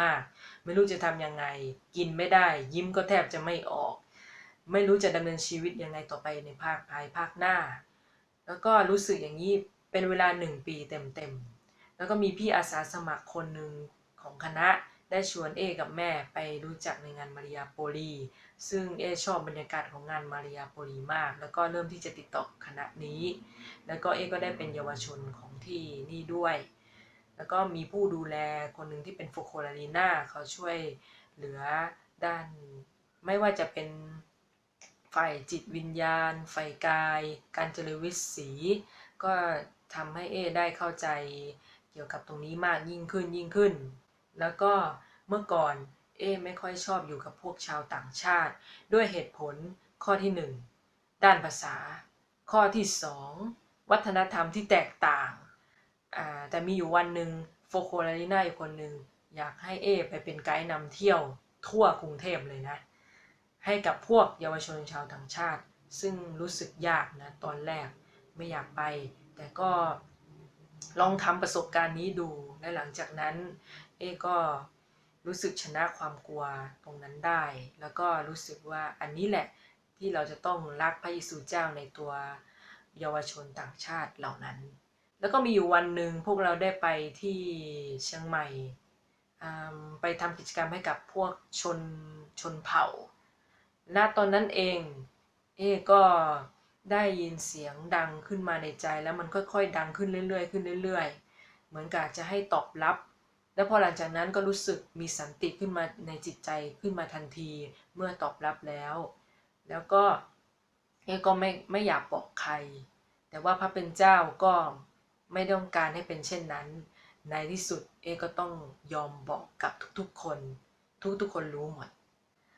แล้วก็หลังจากนั้นก็ได้ไปเรียนรู้การเตรียมตัวเป็นโฟโคลารีนาที่กรุงเทพไม่ก็ไปประชุมตามที่ต่างๆเพื่อเรียนรู้ให้มากยิ่งขึ้นแล้วก็ได้เข้าใจว่ากระแสเรียกหนทางที่4เนี่ยมีความพิเศษคือสามารถเข้าได้กับทุกกลุ่มทุกองค์กรและสามารถกลับมาทำอาชีพของตัวเองได้ก็คือนักดนตรีได้อีกด้วยสามารถนำพระเยซูเข้าไปในที่ต่างๆทั่วทุกหนทุกแห่งเป็นลูกคนเดียวแต่ตอนนี้เหมือนมีพี่น้องมากมายไปทั่วโลกแล้วก็คุณแม่เช่นกันมีลูกทั่วโลกเลยไม่ใช่เฉพาะประเทศไทยแล้วก็ตอนนี้ก็เป็นโฟโคลารีนาอยู่ที่โฟโคลาเร่เชียงใหม่ขอบคุณค่ะ My name is Asil Tolorio. After my formation as a Focolarino in Italy, I was sent to the Focolare of Davao in the Philippines for 5 years. I was also sent to South Korea and I stayed for 4 years, and it's my 5th year here in Thailand. Sometimes it was not easy to live together with other Focolarinos. We were from different cultures, backgrounds, and upbringing in life. Being young in the Focolare, I had young and wild ideas and attitude of my own. I would sometimes feel upset when my ideas are not considered. Other times, I would feel bad if I were treated like a kid and dictated upon when somebody would suggest other ideas and points of view to me. For instance, in arranging and fixing our rooms or in cleaning and maintaining our house. But in trying to love and embrace Jesus forsaken in my own little way, I realized and began to appreciate that the others' ideas were better than mine. I realized that I was upset and offended because I was closed in on myself and attached to my own ideas. These experiences helped me to look for God, and I discovered that God is a God who is love. Truly, my experience in Focolare has been full, colorful, and very challenging. Experiences like this I had never made before. In moments of tiredness, when I felt down, lonely, and have no desire to love, my brother Focolarinos, with Jesus in the midst, would create ways to help me. I can say that in those moments, their love has renewed me. In times of problems with my family and relatives, they are always there with open hearts to help and comfort me. For every act of love and generosity given me, for me, I feel I have to respond also with a love and generosity. What gives me courage is my beautiful experience in the Focolare and the faith that trust that God is love. If He is love in times of pains and in times of joys, He is also love for me now, in this moment, as I make the decision to give myself totally to Him in every present moment. So I am no longer afraid. I am sure that but doing God's will and in living the Word every present moment, God will manifest Himself. Together with Kiara, who is now in heaven, I could repeat the words, "If you want it, Lord, then I want it too." Thank you.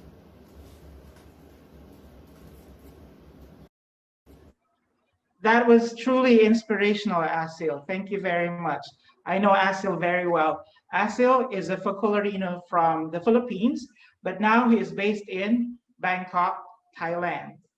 On to the last question. Too bad. But we still have other things to do in the afternoon. So we now go to the last question. Number 4, the last question. Let's show it on your screen. Okay, the last question. This is interesting. What are the requirements to become a Focolarino or a Focolarina? A, having public speaking skills and lots of talents.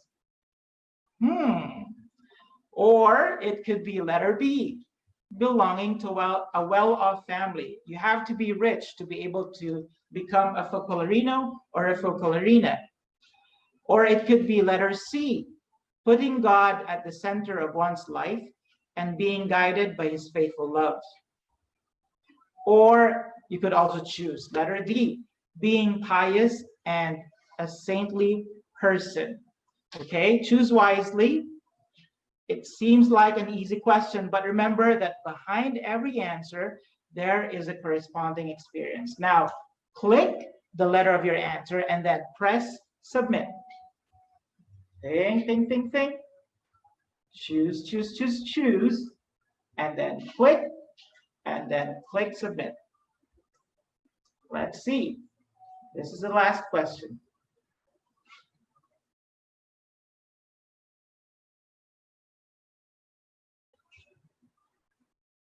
For others, it seems easy, but some groups, they're still thinking.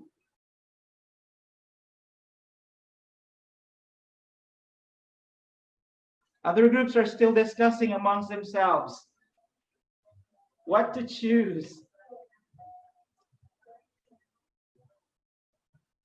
Okay, I think we have the results.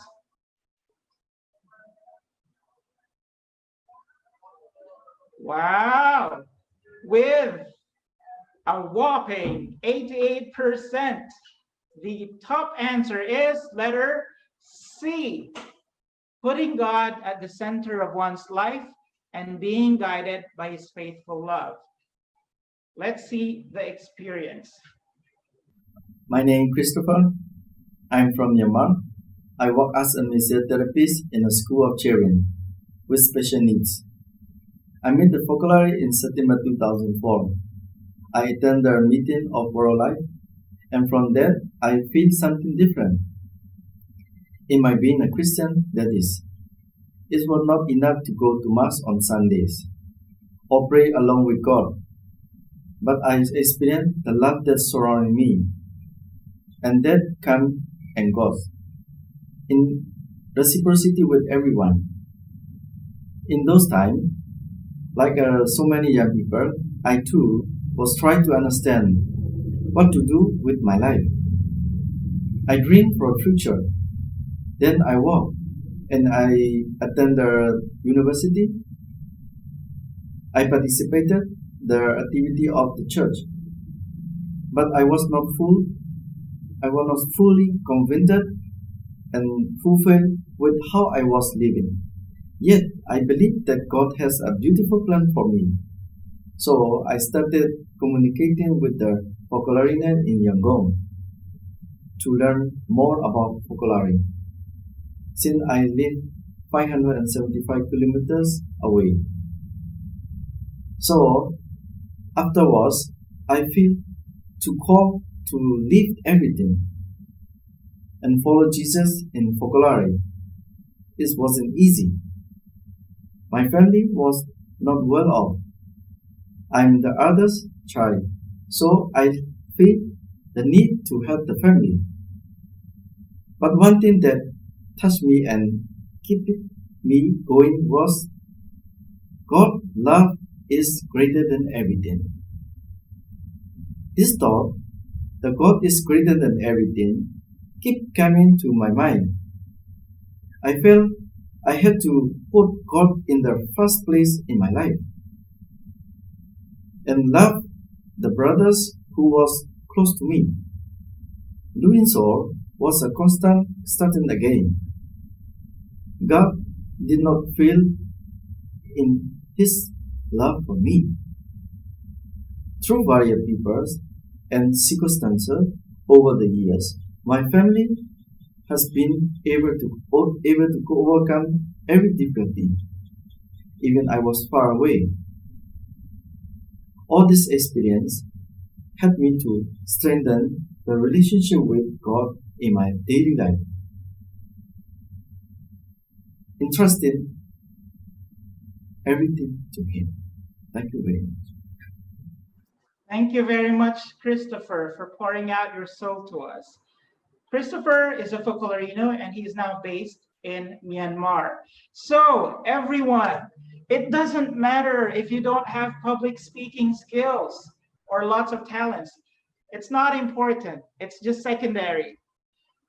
You don't have to belong to a well-off family. You don't have to be rich to enter the Focolare. And being pious and saintly, we are all on our journey. We are not yet saints, but we strive to be saints. What is important that if you are being called by God, you respond with a yes.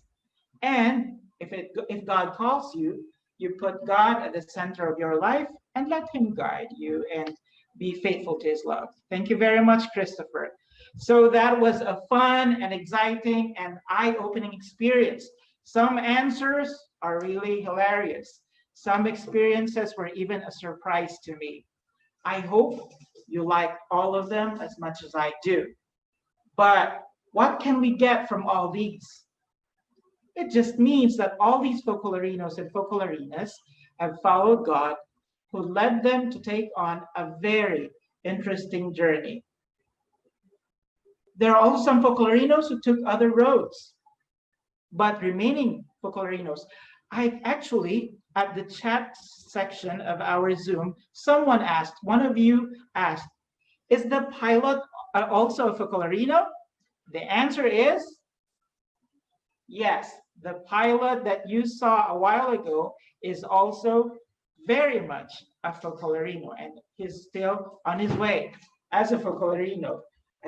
Let's watch now the greetings of other young Focolarinos and not so young Focolarinos and Focolarinas, and they will show to us their professions and where they are from.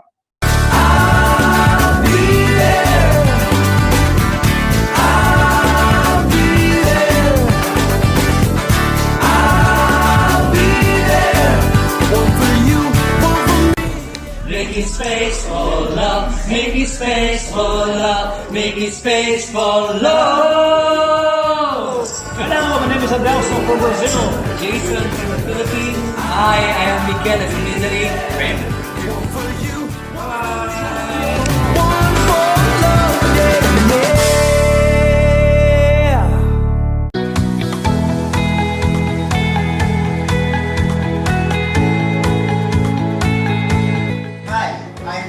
I am a Focolarino. I am a teacher. Ciao!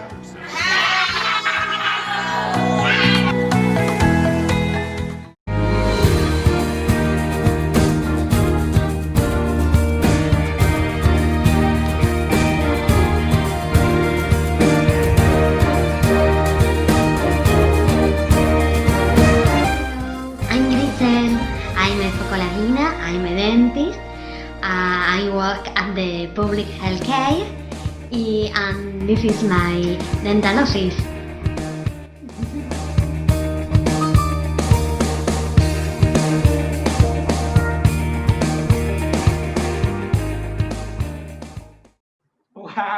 Wow, that was out of this world. Thanks to Jono and Grisel and Genroso. Genroso is an international performing group of the Focolare. Among the young people, we call them boy band. They are a boy band, but actually they are more than that because all the members are all Focolarinos, and they want to share God's message of love and unity through their lives, but also through songs, music, and dances. That's what they do. So now, before we go ahead with the next part of the program, before we go for our afternoon break, let's go to, oh, wait. It's already 12.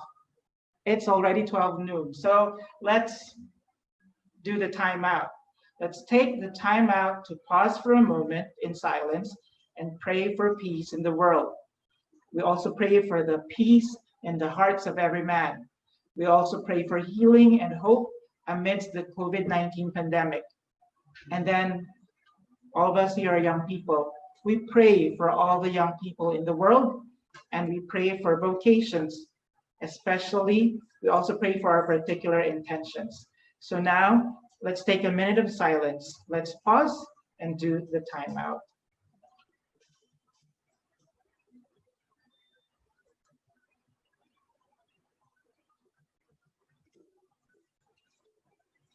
Thank you very much. We are now at the end of our morning program, so we can now go for lunch. Yay! Okay, but before you go, not yet. Just a few reminders before we leave for lunch. Number one, let's have lunch like we are in a family. So continue to make concrete acts of love for the others, and feel free to talk to everyone while enjoying your meal or share your impressions if you are staying in a group. But for those who are connected from your homes, do acts of love for the people around you, your family, or anyone. And then share with them that joy that you have right now. It's important that you share. Next, number two, if you want to ask some questions, this is very important. If you want to ask some questions about the Focolare life, or just about anything that we talked about, feel free to write them down and send them to us through the Focolarinos or Focolarinas, and they will send those questions to us directly. This is very important for our afternoon program. For those who are not in the Focolare, who are not at the Focolare centers, who are in their homes, please send your questions to Thai Joey through the Zoom chat. That's Thai Joey. That's Thi and then Joey through the Zoom chat. So we will see each other again at 2:30 p.m. But as soon as you hear the song being played, it means that you need to prepare yourself for the next session. But stop for a while. Okay, now I want you, all of you, I want all of you to turn on your video camera now, because we will have to take some group pictures. I know all of you young people like to take group pictures. So now we will take group pictures for this Zoom gathering. Okay, turn on all your video cams and then stay together for those in groups. And then for those who are individual connections, find your angle. Do not, if your camera is down there, no, if it's down there, you put it up. Or if it's too up, you put it right in front of you. Okay, ready? Are we ready? Someone is still trying to, let's see the gallery view. Wow, do you know that a while ago, there are 122 connections, 122 connections in this Zoom gathering. Okay, ready? Don't forget to smile. 1, 2, 3. Again. 1, 2, 3. Now 2 thumbs up, 2 thumbs up. Okay, now we can go for lunch. Hope to see you again this afternoon, again at 2:25. See you later. Bye.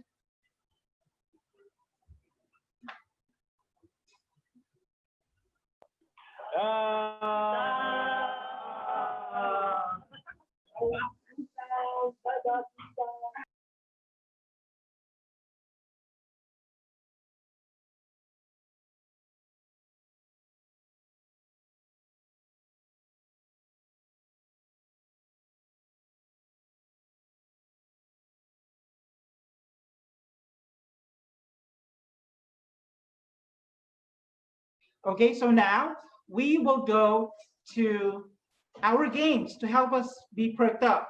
Okay, now I just want to know if you are all ready. Are you ready? I want you to give me 2 thumbs up. Are you ready? Yes, okay, now they are ready.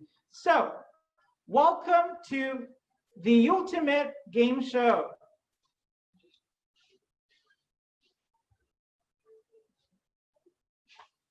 Okay, that's the ultimate game show of 2020. I am still your host. I don't know if it's unfortunate for you, but we will still stay together for the rest of the afternoon. So, unfortunately, our Super Jono, my good friend from Chiang Mai, cannot come. So I will be alone and he will be with the young people of Chiang Mai. So we have 3 rounds of games for today, and I would like all of you to participate. They are all fun and easy games to help us become more alive and enthusiastic for the rest of the afternoon. So our first round, it's called the Wild Guess Game. It's guessing the name of a person, a place, an object, or an animal. What are you going to do? I want you to use your imagination. Use your imagination. Then remember to write your answers here. Write your answers here. Okay. Answers.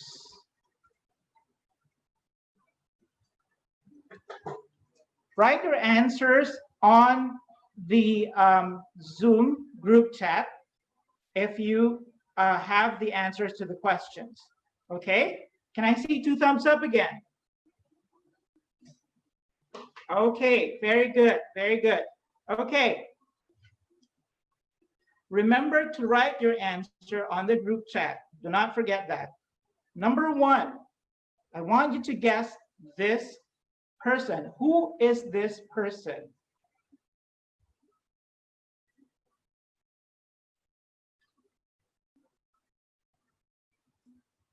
What is the name of this person? It's very easy. Answer? Anyone?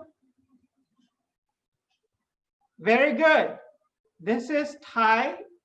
Okay. Wow. Wow. so many response. The first one to get it right is Asil from Thailand. The answer is Kiara Lubik. Very good. So this is Kiara Lubik when she was still very young, and she has grown old, and this is her old most recent picture. Next, I want you to guess what animal this is. What animal is this? Write your answers.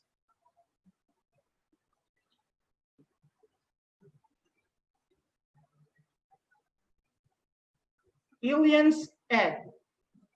Not quite. Very good.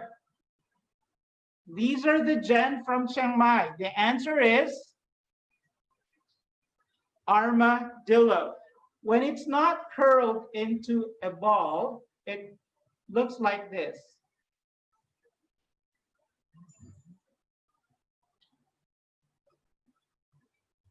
There you go. That is the answer, armadillo. Okay. Next, thank you for participating. Next, remember, I failed to say that the person who gets the right answer will receive a special prize at the end of the day. So it's important that you all participate to get that very special prize. Okay, next, let's go to the next picture. Where can you find this place? Where can you find this place?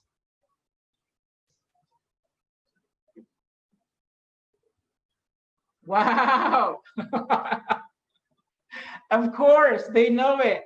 The young people from Myanmar know very well this place.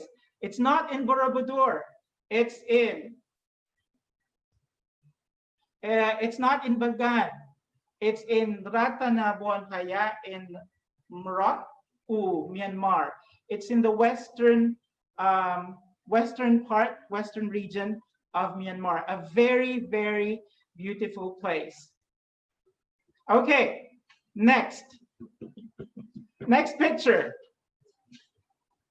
What object is this? Use your imagination. By the way, the person who got it right was, the first one who wrote it down was, for Myanmar, it was John Ladoy. Myanmar one, John Ladoy, a young person from Myanmar. What about this?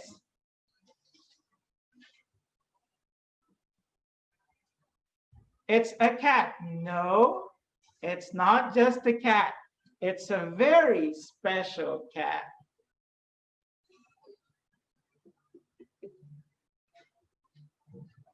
Anyone? Wow, very good. Lulu from Myanmar said it's a scratcher. You can say scratcher or a back scratcher. It's not a massage tool. It's not a monkey. It's actually, the name is a cat back scratcher, or you can just say scratcher. So if you want to scratch your back, you use this. Very useful. Next, where do you find this?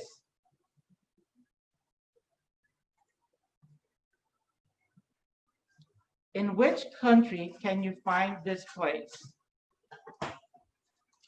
It's a lake in Vietnam. No. It's in Lae. No. Very good. A young person from Bangkok said it's in Thailand. It's actually called the Red Lotus Sea, or the Red Lotus Lake, that you can find in Thailand. Okay, so much for that. Now let's go to another round of our, not in Cambodia, sorry, not in Vietnam, but it's in Thailand. Okay, it's in Udon Thani. It's in the northeastern side of Thailand. Let's go to the jumbled words. I will present to you some jumbled words. It means the letters are not in their own places. So I want you to rearrange the letters to get the correct word. Okay, and then again, you have to write down your answers in the Zoom group chat. Unfortunately, we cannot shout them because there are over 100 connections, so it's difficult to see who is saying it right. So now we just have to use our Zoom group chat. Okay, the first word is what word is this? Levai. Put the words together. Very good.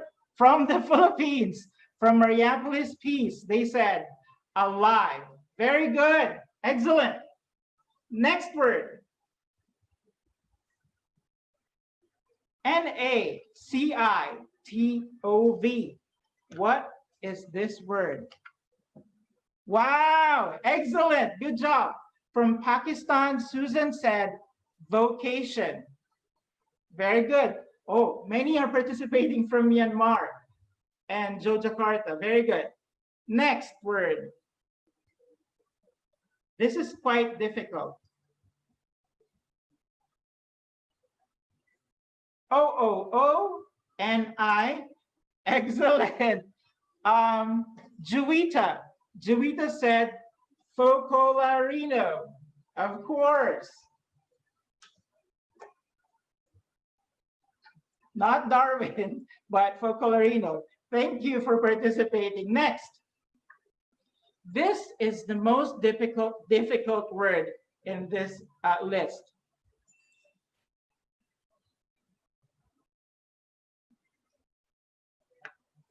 SVTIC.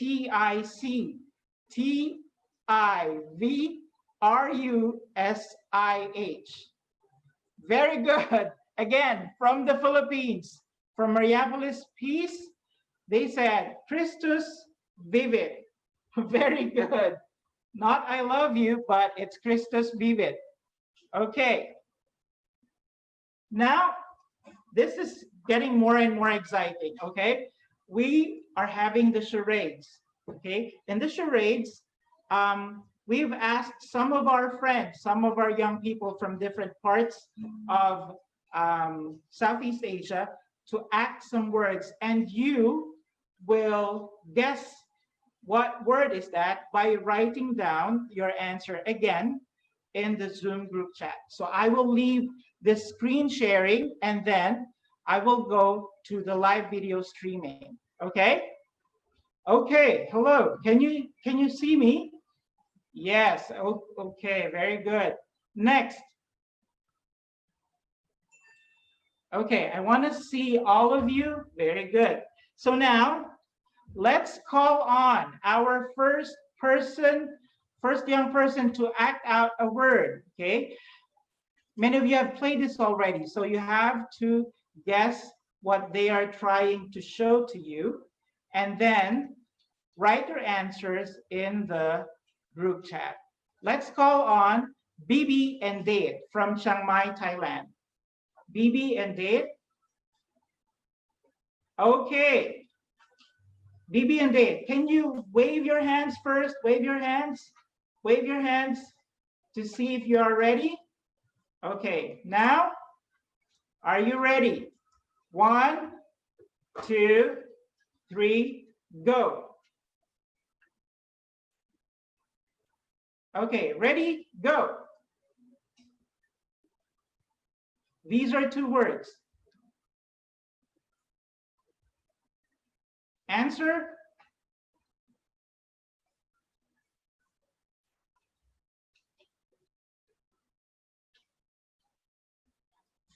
Fourth path.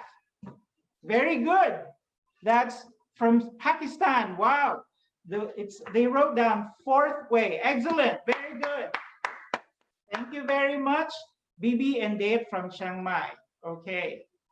Now, can we call on Bobby from Medan community in Indonesia?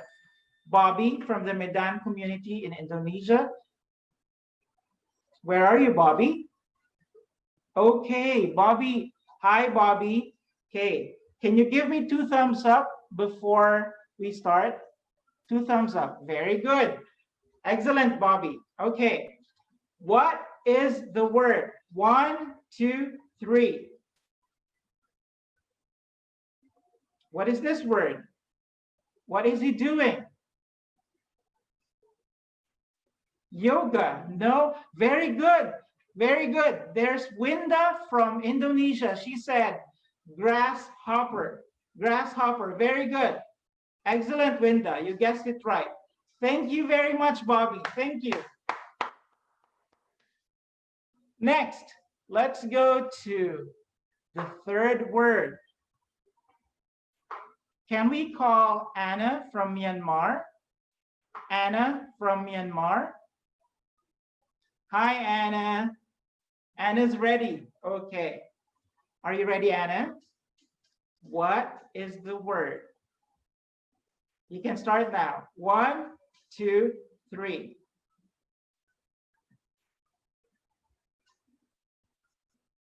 These are 2 words. What is she trying to act out? United, family, we are one. Unity, not yet. Not, all may be one. Not yet. Love us. Community, no. All one, united world, no. Love us, one direction, all together, no. One family, compassion. Again, can you do it again? Maybe change it a little bit, Anna.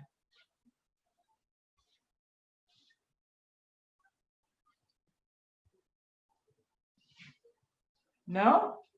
3-in-1, like the coffee. Hug. Okay, sorry, no one got the right answer. Unity and diversity. The answer is one life.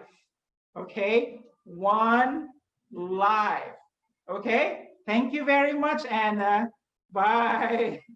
Too bad no one got the right answer. Next, let's call Hope from Vietnam. Hope from Vietnam. Where is Hope from Vietnam?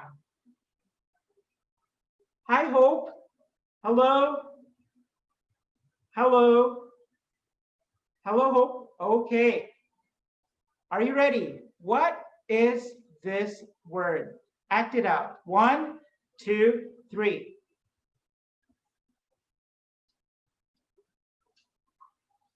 What is he trying to say?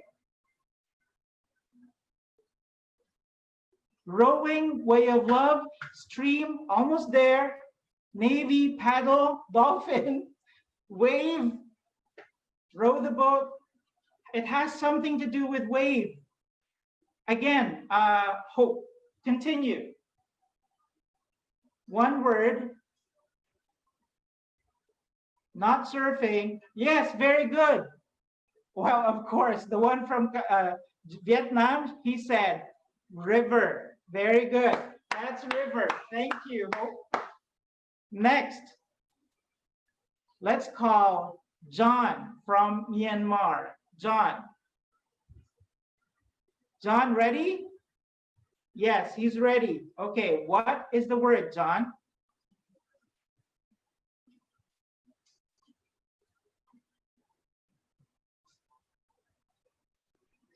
Pyramid, not pyramid. Heart, surprise, hungry, no. Home, no. Volcano, no. Zero hunger, no. Again, can you do it again, John? Restaurant, no. Corona, no. Oh, something is exploding. Very good. Jono, the Jen from Chiang Mai, they said volcano. From the Focolare of Vietnam, volcano eruption. Very good. Okay, very good. You got it right. Thank you. Thank you, John.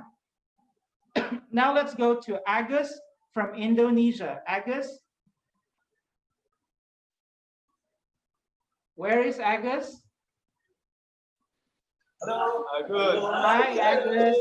Okay, ready. Now, are you ready?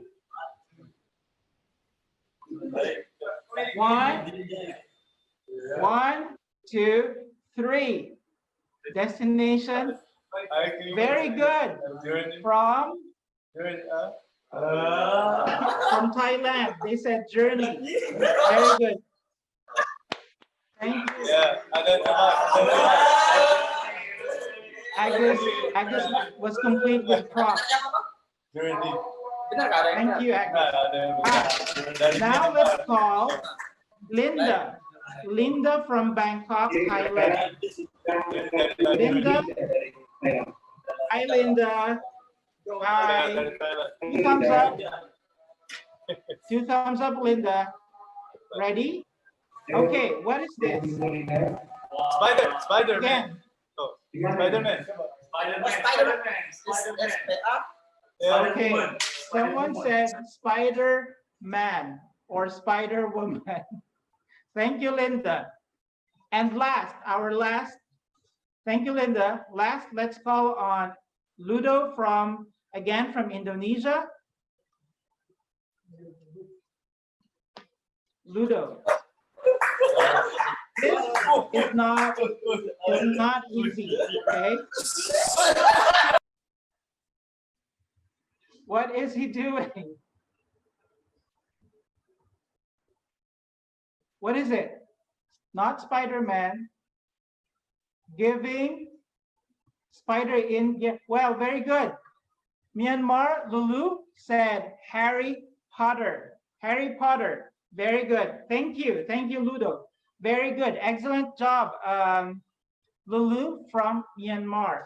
So that's it. I hope you're all now awake, alive, and enthusiastic. So ready, all ready for our afternoon session. I just got a word that there is someone from Italy who also joined our program. She is a part of it's the center called Centro Foco from Rome, Italy, and they are helping the Focolarinas all over the world. Thank you. Welcome. Ciao. Ben trovata. Ben trovati. Okay.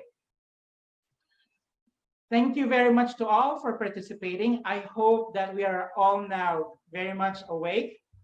So a while ago, we were saying that we would like to get to know each other more. So now I would like you all to listen to Vishna. Vishna is a Cambodian who felt the attraction to the life of the Focolare, the fourth way. Last year, he participated in our vocational camp. And now, this year, he is taking a formation course in Lopiano, Italy. Hi there, Vishna. Welcome to this Zoom gathering. Soon, you will be leaving for Italy to attend a course of formation for Focolarinos. We are all curious. We have this big question mark here. How did you, Vishna, how did you arrive at this decision?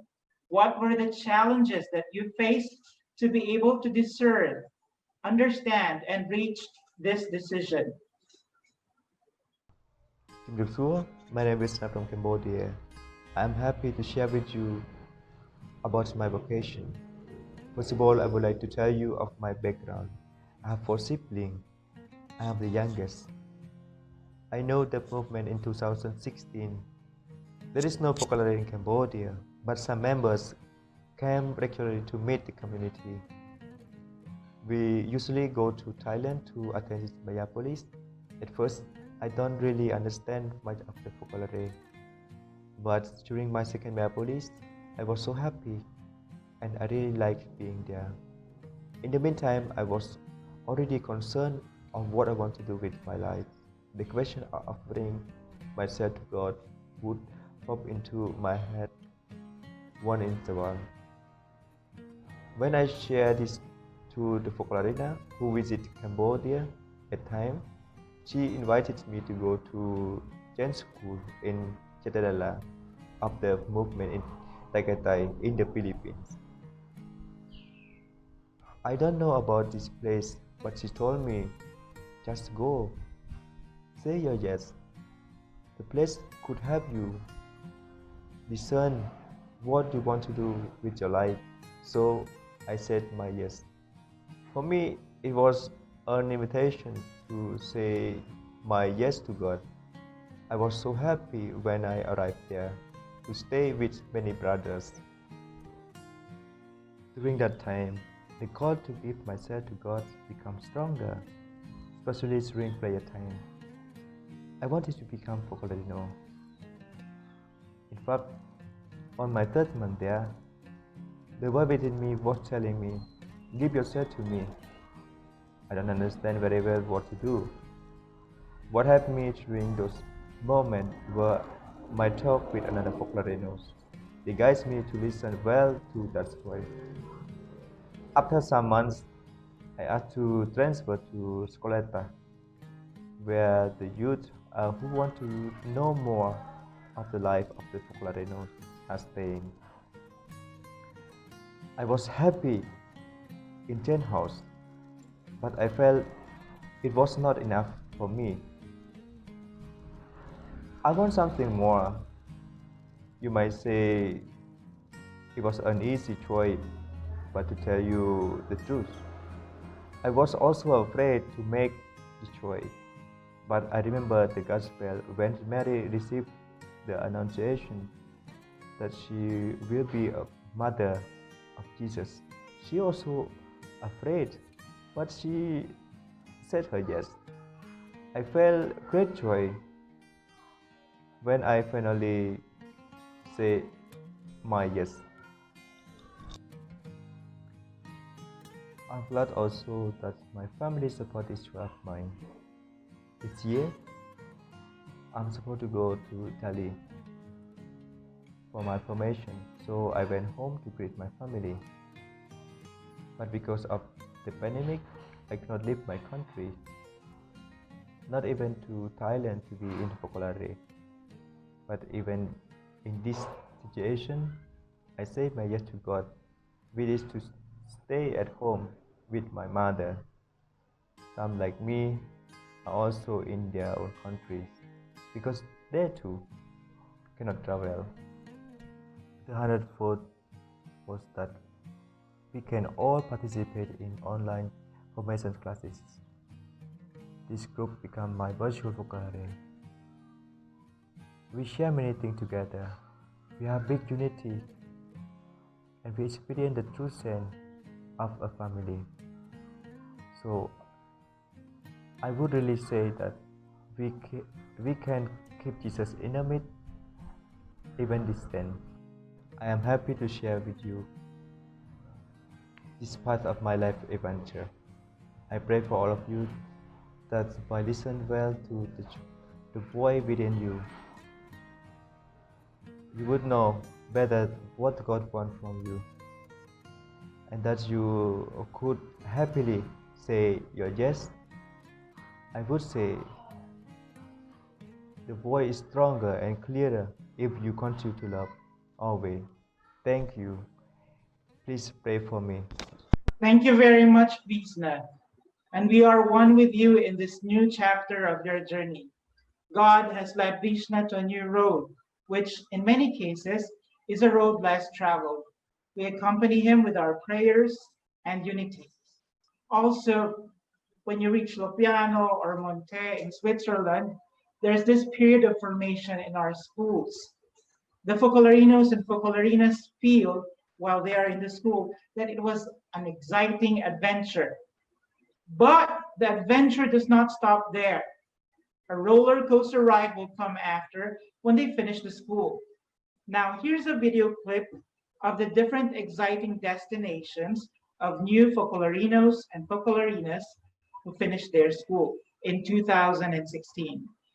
They have been assigned to places where they will go to fulfill the prayer of Jesus that all may be one, where humanity can become one family. Let's watch them.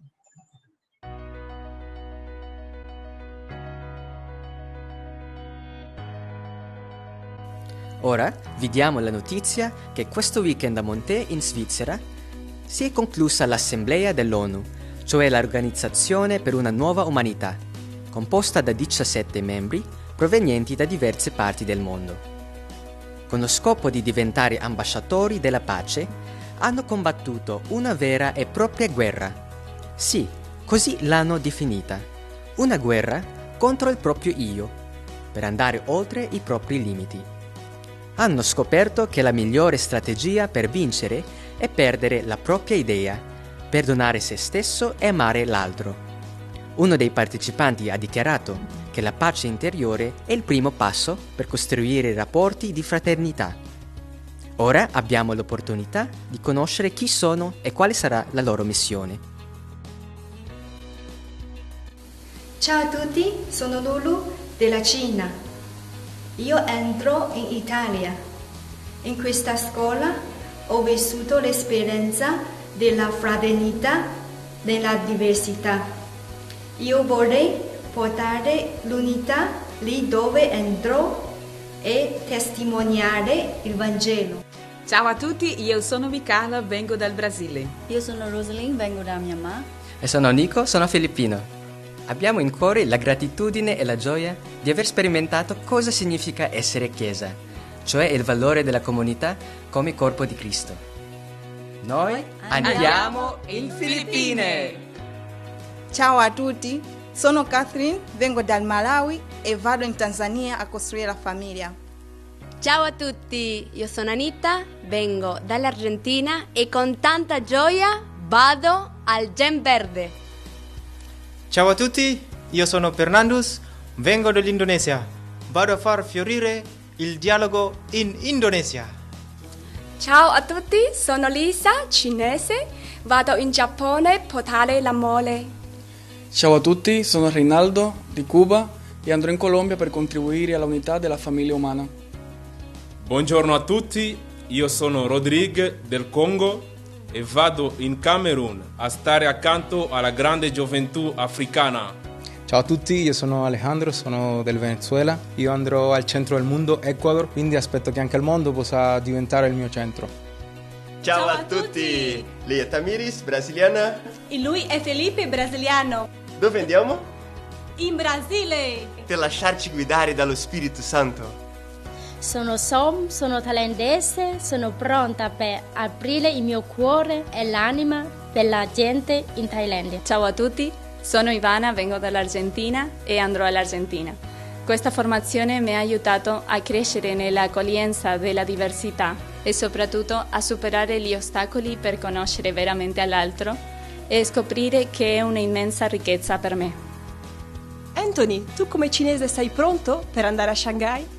Sì, ma certo, sono prontissimo a testimoniare l'amore di Dio è unico per ogni persona.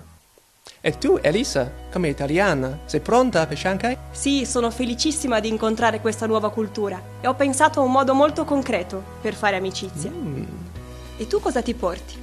Per me il modo migliore è indovinare i bisogni dell'altro. Guarda. Benissimo, andiamo. Andiamo.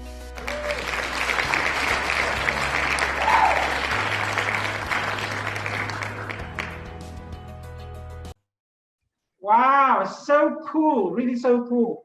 That was amazing. Those are all the Focolarinos and Focolarinas of 2016 when they finished their school. So it's quite exciting to see where they are going in different places.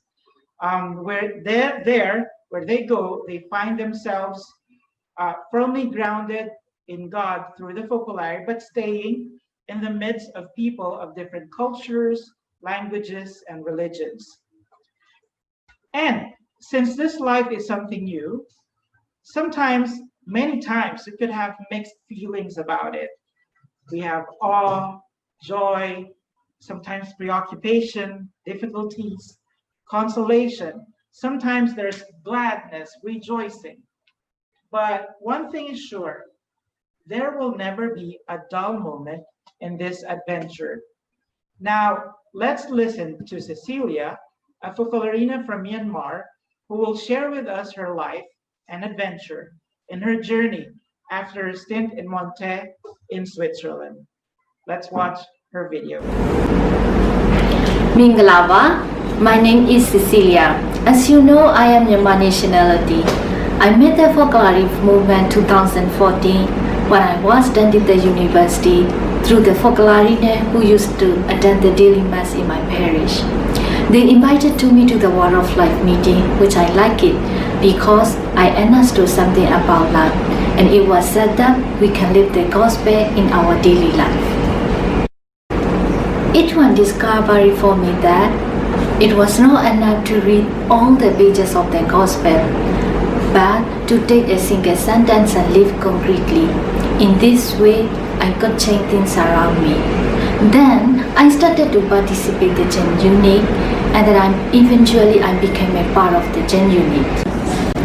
In one of our gatherings, I heard the meditations of Kiara when she was describing about the fourth way.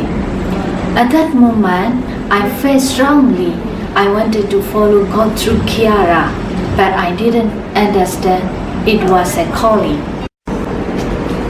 At that period, I was a candidate for a job in an airline company, and to my surprise, I was chosen among many applicants. But a day before knowing the result, I already decided to give my yes to go to preschool in Bangkok. It was a big temptation for me because at that time to work in an airline was a big privilege. It could be a dream come true, and I knew that I could help very much the economy of my family. But I felt strongly that God was calling me, I declined it. And I said yes again. I felt the joy inside. Moreover, when I was preparing for my departure, both of my parents were hospitalized. When my father got paralyzed, while my mother got a big sore on her legs because of diabetes. It was very strong for me to leave them both, but I heard the voice God loudly calling me to follow him. After my formation, Lopiano and Monte, I was sent to Tanzania, and I was there for 3 years and a half. It was very rich and unforgettable experience for me. Immediately, I found Jesus in the midst in the Focolare. I was welcomed with a lawful love from the Focolare and the beautiful community. With a culture very different from mine, but fascinating to discover, I feel the importance of enculturation to discover the beauty of rich culture and thanking God for the gift of letting me know to these people. Tanzanians are very generous people. It is a custom that when you visit a house, they will offer the best what they have. Regularly we do our apostolic retreat in the villages. Every after meeting, we are always invited by a family because for them to have a guest in the house is a blessing, especially that we come from another place. In one of my visits, we were invited for a meal wherein we were offered with white rice and water. We really ate with much satisfaction because for sure it was the only food what they had. Seeing us eating well give them joy also. For Myanmar people, touching the hair of a person is disrespectful, especially if you do that to somebody who is older than you. In contrary, in Tanzania, when a child touches the hair of an older person, it's a show of respect and way of greetings.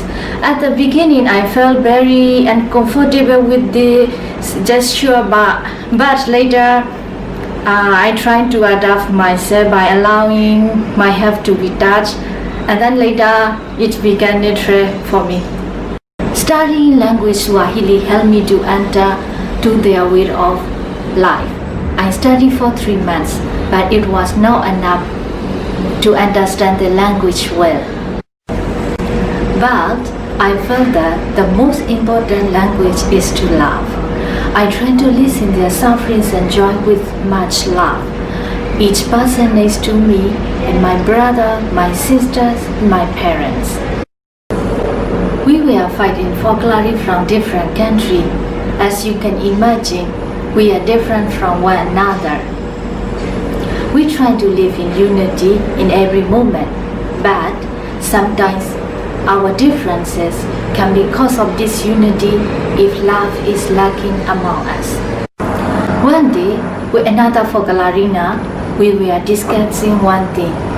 At a certain point, she was insisting strongly on one issue, and return I did the same. We went to bed without peace among us.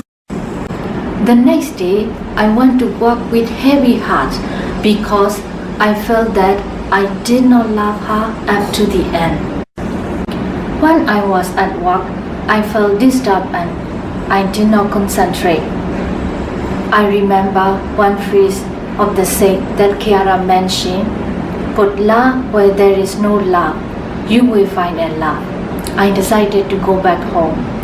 I chose a beautiful paper which she liked and wrote to her asking apology and placed the letter on her bed. After leaving this letter, I felt so free and happy. The next day, she approached and thanked to me. After doing this experience, I felt our unity become stronger. I try to do everything in Focolare to increase the presence of Jesus among us. living in this way with pure heart and offer many acts of love in order to fulfill the prayers of Jesus that all may be one, which gives me so much joy living well in the Focolare. Sometimes I would receive not very good news from my family. I face so much pain, but this made me recognize to my spouse Jesus on the cross. So my choice towards him has become more radical. When I came to know that I have to be transferred, I felt so sorry to leave the beautiful community and my good job. My experience in Tanzania was so beautiful, but I have to lose God for God. Now I'm doing this experience in Myanmar. I try to live every moment for him and it gives me such joy. Thank you very much. Thank you very much, Cecilia, for that inspiring story. From Africa, now she is back in Asia. Cecilia's story will still continue while staying in the Focolare of her homeland, Myanmar. Who knows where this adventure will lead her? And speaking of adventures, here are other Focolarinos and Focolarinas who continue their adventure in different places and performing different professions. Let's watch their greetings.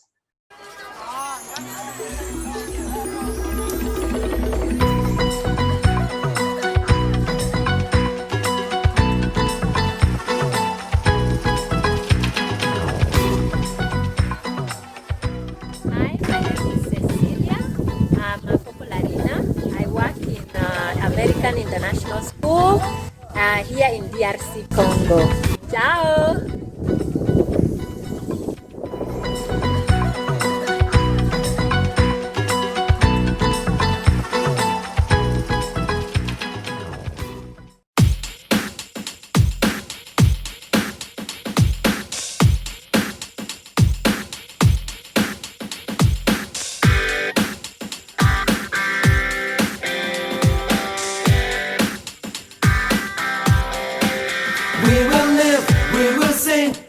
Mambo Vipi. I'm Sam, I'm Focolarino, and I'm a civil engineer. We will live, we will sing like we always have. This love.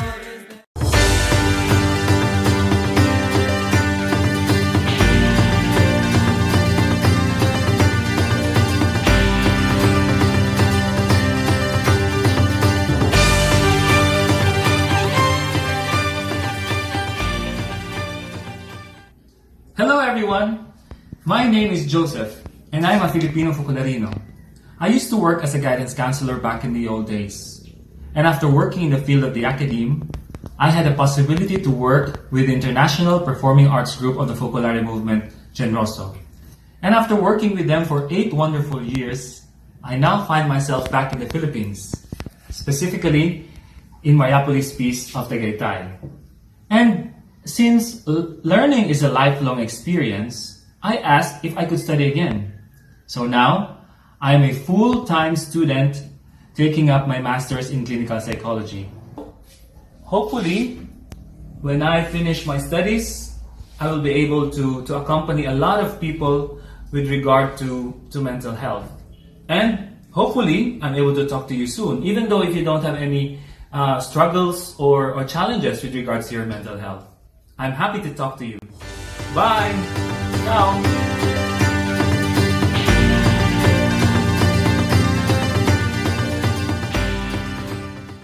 Thank you very much for those teasers and greetings. As you can see, Focolarinos and Focolarinas practice varied professions wherever God leads them. So, after these moments of getting to know the Focolare, some Focolarinos and Focolarinas, let's take a moment to soak it in, soak everything in. We will have a break of 30 minutes. Please remember to send your questions before 3:30 p.m. And as always, when you hear the song, be ready to be here for the last session. And in this last session, You will be given the opportunity to talk. This is your session. So come back and you have this opportunity to ask questions and share your impressions. So enjoy your break. See you later. Bye for now.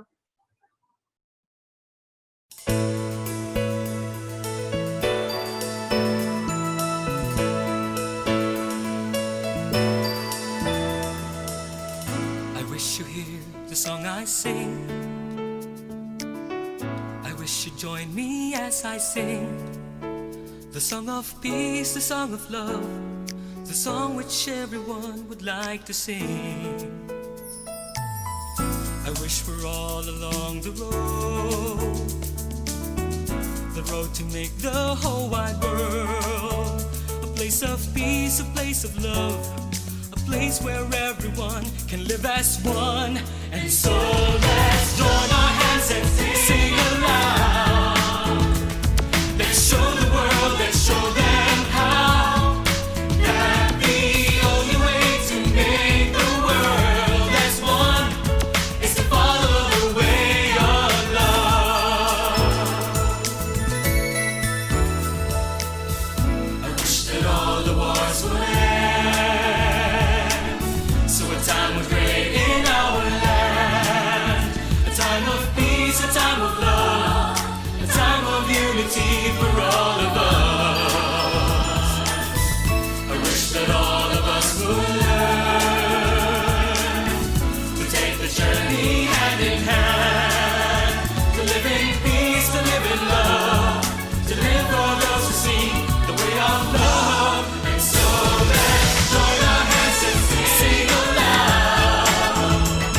Let's show the world, let's show them how that the only way to make the world as one is to follow the way of love.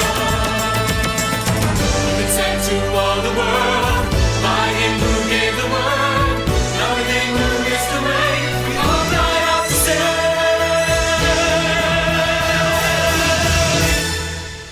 oh, let us join our hands and sing aloud. Let's show the world, let's show them how that the only way to make the world as one is to follow the way of love. Tell me, young people, are you alive? Yeah, we are alive. Tell me, young people, which is the way? Yeah, that is the way. Let's bring our hands together up in the air. Clap them aloud and show that you care. Peace is what we need, love is the way.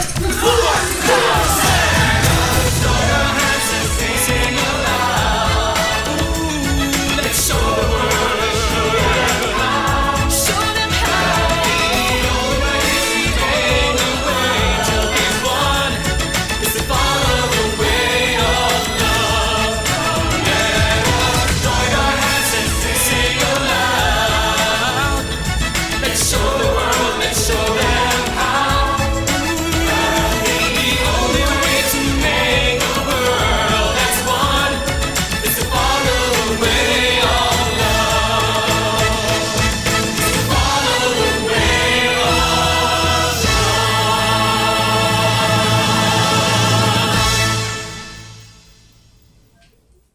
Hi, hello, we are now back.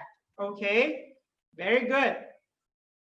And for this session, as I said earlier, it is your session. It is your time to speak.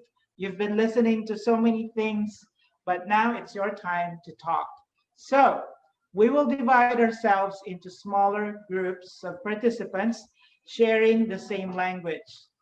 We will meet in breakout rooms for a moment of communion and sharing.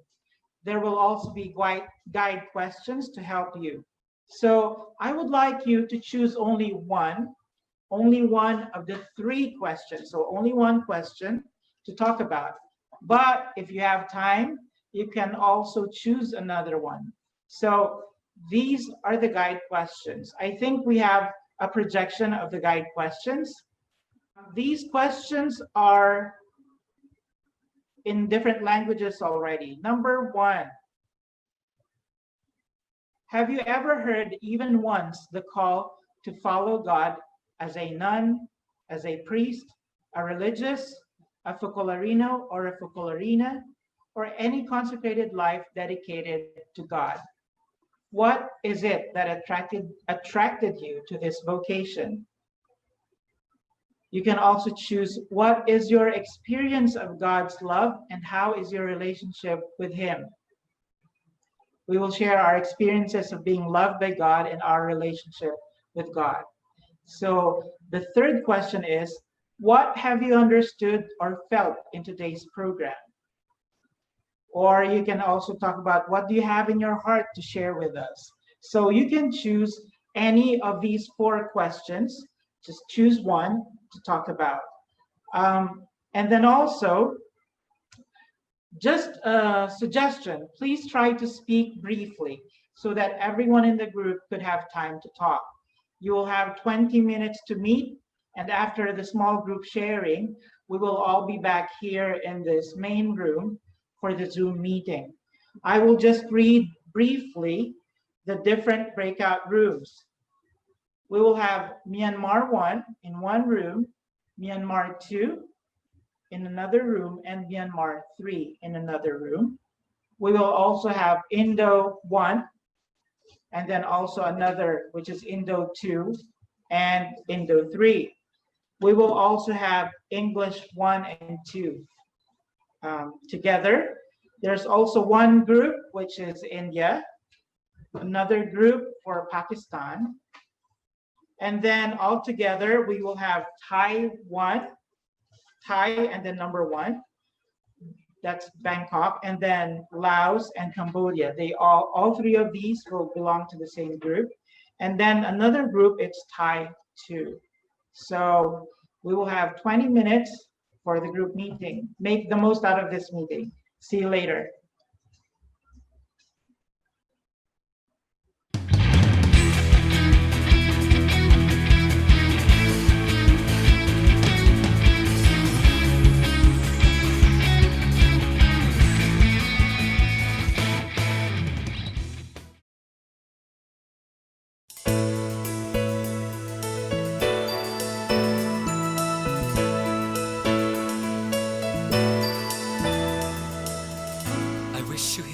Song I sing, I wish you'd join me as I sing the song of peace, the song of love, the song which everyone would like to sing. I wish we're all along the road to make the whole wide world a place of peace, a place of love, a place where everyone can live as one. And so let's join our hands and sing aloud. Let's show the world, let's show them how, that the only way to make the world as one is to follow the way of love. I wish that all the wars would end, so a time would reign in our land. A time of peace, a time of love,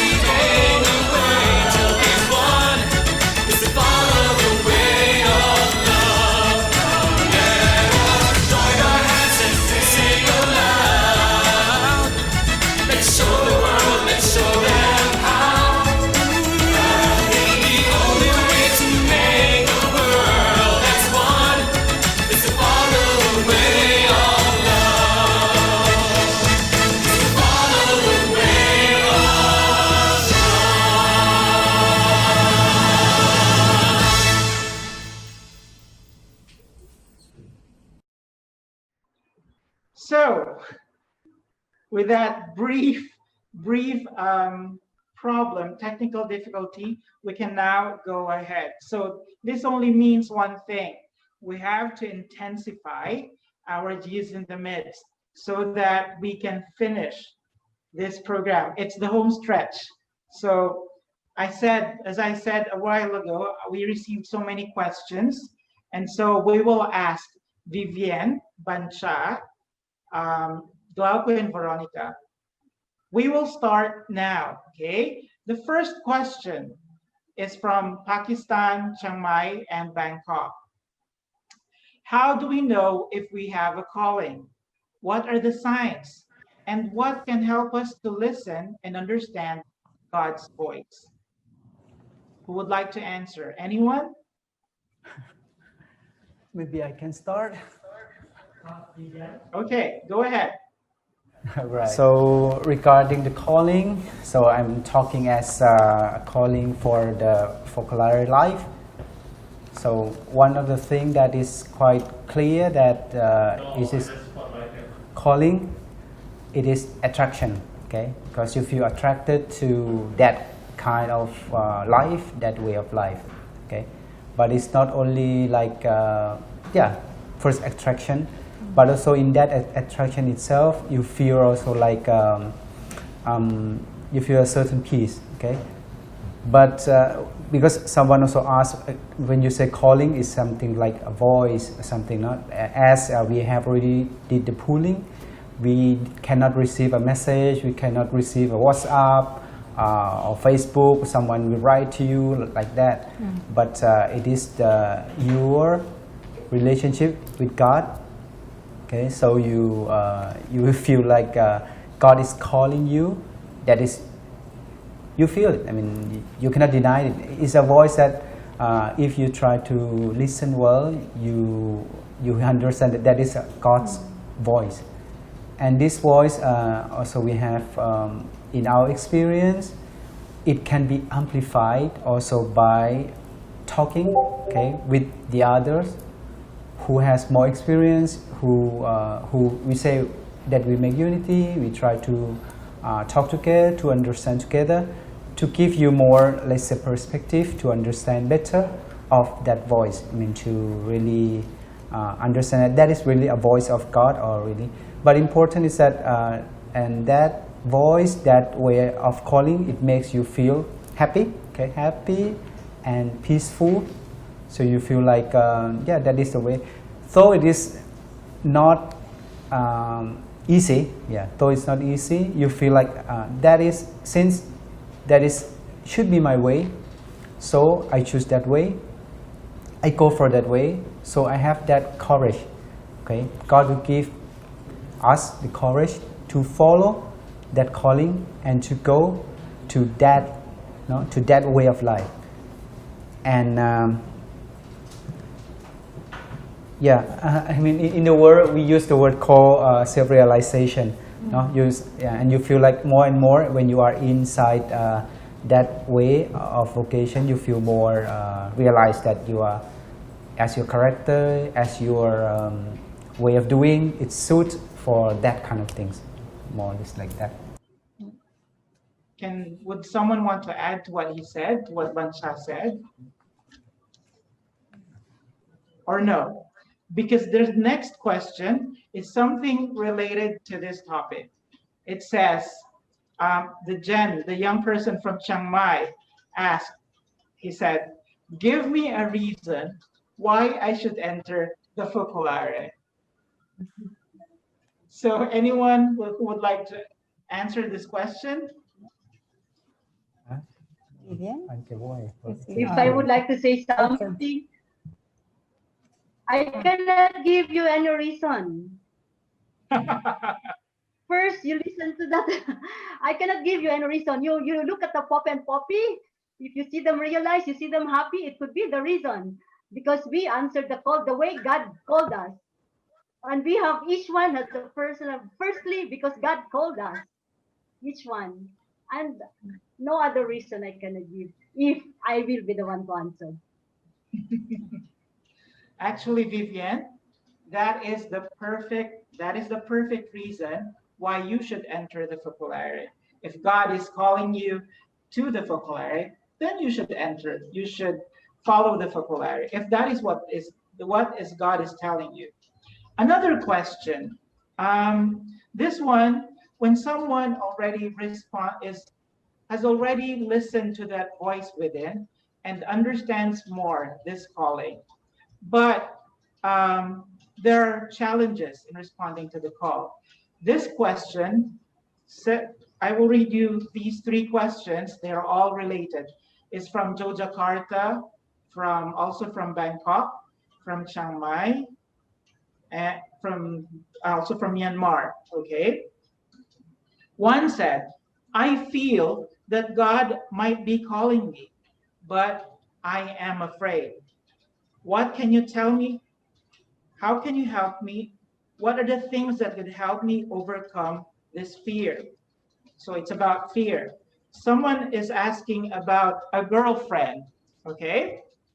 He said, having a girlfriend now, and if later on I would feel the calling, how can I tell? How can I respond to God? And how can I tell my girlfriend about it? So fear, and then having a girlfriend. And then the third difficulty is this. When we feel a calling from God to consecrate our lives to Him, but our parents do not allow us, especially because we are the firstborn. It means we are the first child in the family. And so it is our responsibility to support our younger siblings and also to support the parents when they grow older. What should we do to follow that call? Shall we follow God's call, or shall we follow what our parents want? So we have the fear about the girlfriend and about the family, the biological family. So what can you say about this? What can you tell these young people? I can answer. Yes, Vivian. Okay. Fear wherever we go, there will always be fear. I want to get married. I'm afraid my boy, is he the one? I want to become a sister. Am I really called? Because fear is part of our being. So it will always fear will always be present in our lives in whatever way we go. But what is important is do you really feel inside that God is calling you? And if you believe that God is really calling you, you can overcome the fear with the help of prayer and the help of the others that probably who is more mature than you. And for the girlfriend, boyfriend, many have girlfriends and boyfriends among the Focolarini, but the call of God is stronger. Simply, I can say my boyfriend, sorry. I felt this stronger love of God for me. So you will be heartbroken for some time. You will cry for sure. But if really God is calling you, I think you will have the grace to tell your boyfriend, sorry, I cannot go ahead. I love you, but I can feel strongly that God is calling me. And of the obstacles, there will always be obstacles. Just this meeting now, we have this very, very big obstacle. Have to go ahead because the translations didn't work. But we were able to look. We are here, but it's the same with our lives. Parents could be obstacles. Our family could be obstacles. But God is love. God provides everything. We should not be afraid. If God is calling us, God will provide for sure. We have to believe. That is, if we believe that it's very clear for us that God is calling us, then go. God will think of our family. Probably our family will not understand because they were not the one who were called by God. I was the one who was called by God. I had my obstacles also with my father. So I was not afraid. Of course, it was a pain. It was a pain to see my father who didn't agree that I was leaving the family. But God was calling me. I left. And now everything is okay. And I have a very good rapport with my father. All that. If you can add more. Thank you very much, Vivian. I also had the same similar experience. Anyone else? Maybe Glauco, would you like to say something? Oh, yes. There was another question related to this, no?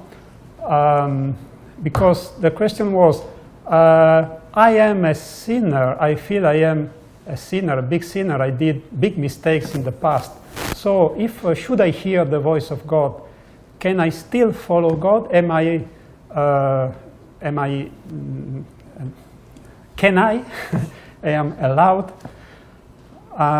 Sometimes also, if we have sinned, we can see this like something that is preventing us not to answer to the call of God. But we always have to look at Jesus. And if we consider who is the first saint that we are sure that he is a saint, a canonized saint, you know who is? He is the theft on the cross, because Jesus said to him, you will be with me today in paradise. But he was a theft, and if he was crucified, maybe he did something very, very wrong.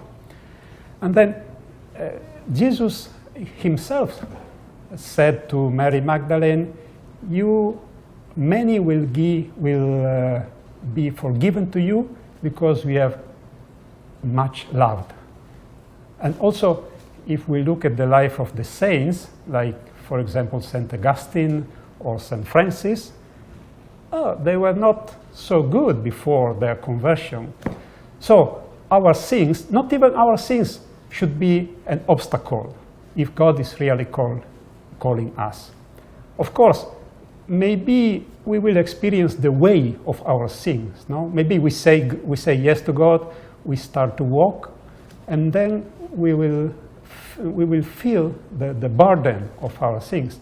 But we can share it with the others, and if there is any objective obstacle, maybe it will come out. But as for us, we should not even our sins can prevent us to follow God, because we have to look at God, and God is greater than our sins, is bigger than our sins. So we are what we are.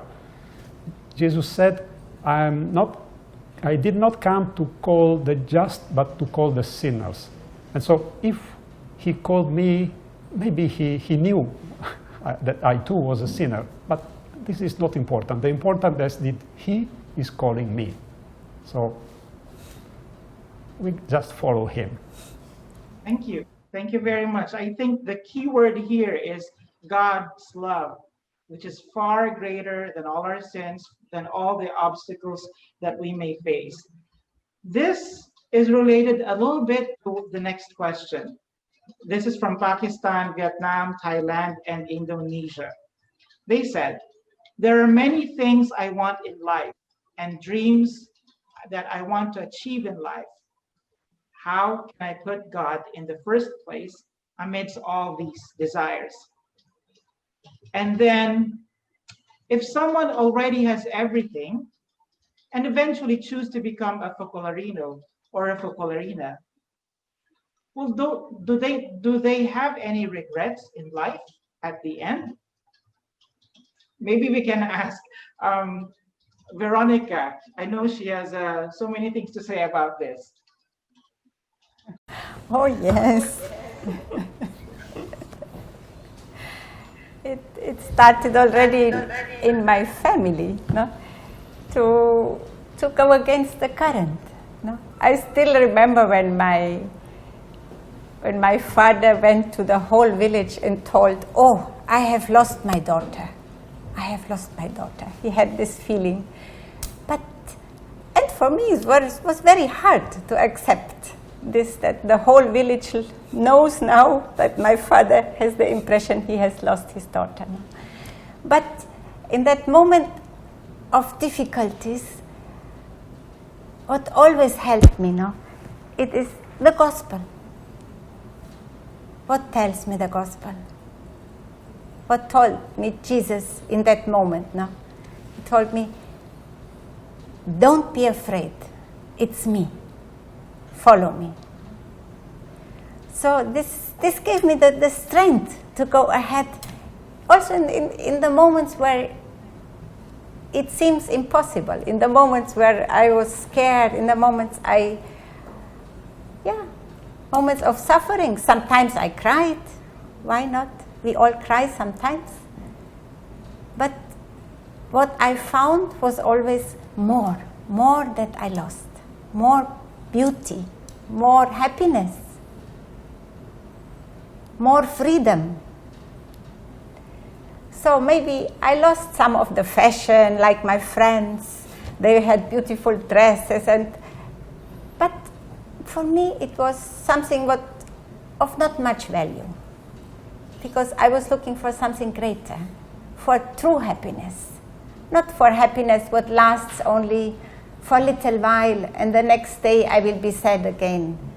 So I think it's only God who can fill my heart, who was always able to fill my heart with this true beauty, true happiness, and true freedom.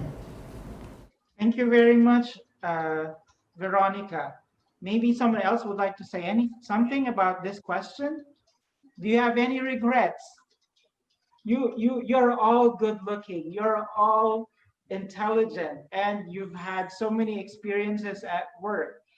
But you are Focolarinos and Focolarinas. Do you have any regrets?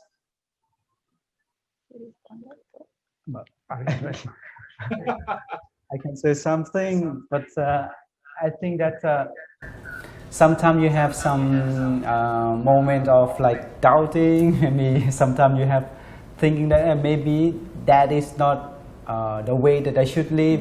I mean, if we compare with my friends, okay, I study in economy, so I see some of my friends, they are, you know, as a director of some department of the government offices, someone is, I don't know, director of some company, like that. And I think, oh, I'm just Focolarino, I mean, working, living in Focolare, like that. So sometimes you have that kind of doubt, no? But I don't say that I become regret, because this is the way that God chose me. And then with this, I mean, there are many things like Veronica said, no? There are many things that are great that you never imagined that you have done in your life. I mean, yeah. So yeah, there are some moments of doubt for sure. But when you think about the call, when you think about what really is many questions inside that God really gives you, and you feel, and also I feel like that this moment of doubt, it makes you become even more firm also in your vocation. Yeah. Can I add something? Yes, sure, go ahead. I, more than regrets, I think that I experience joy of the hundredfold, because Jesus says, whoever renounces, gives up all what he has, he will have the hundredfold. And I have experienced many times the hundredfold. If I think to what were my dreams before saying yes to God, and let's suppose that I didn't ask yes to God and I would go along with my life. Maybe at these times I will be married, I will have some children, maybe I will be the director of the bank where I was working, because I was working in a bank before and I was doing a good job. But maybe I will be staying in my country, in my place. And now, I mean, my family is not only 3, 4, 5 members, but I feel that it's all over the world. This is my family. You are my family now. I feel you like you are my family. And so I experience that my family is bigger than I expected. And then also my work, maybe I would have a good career in a bank, but in my life I did many other things more interesting also from a professional point of view. I worked as a director of a company for some times. Now I'm dedicating myself only to the Focolare, but also professionally I did many experiences I would not expect before. So rather than regrets, I have joy, because I experience every day the hundredfold. Thank you very much. I can also attest to that. The joy of the hundredfold. Unfortunately, despite the fact that we have so many questions, we have to end here because we do not have a lot of time. So thank you, Glauco, Vivian, Veronica, and Bancha for this very brief moment. But I'm sure in the future we will have many other opportunities to talk to you, to ask you questions. But we've all, although we're almost reaching the end of the program, we would like to listen to some of our young people who participated today to share their impressions, maybe experiences or thoughts, and they would like to tell us what has touched them and what will they cherish or keep in their hearts after this meeting. I have a few of these who arrived. I'm sure many of you wanted to say something. Unfortunately, due to language barriers, it is also not that easy. So we would like first to listen to the young people from Myanmar. Zain? Zain? Okay. Would you like to say something? Yeah, on behalf of my uh, group discussion, I want to share what we have discussed in our group. And in our group, there we are together with the young people from other side of the country, and then from their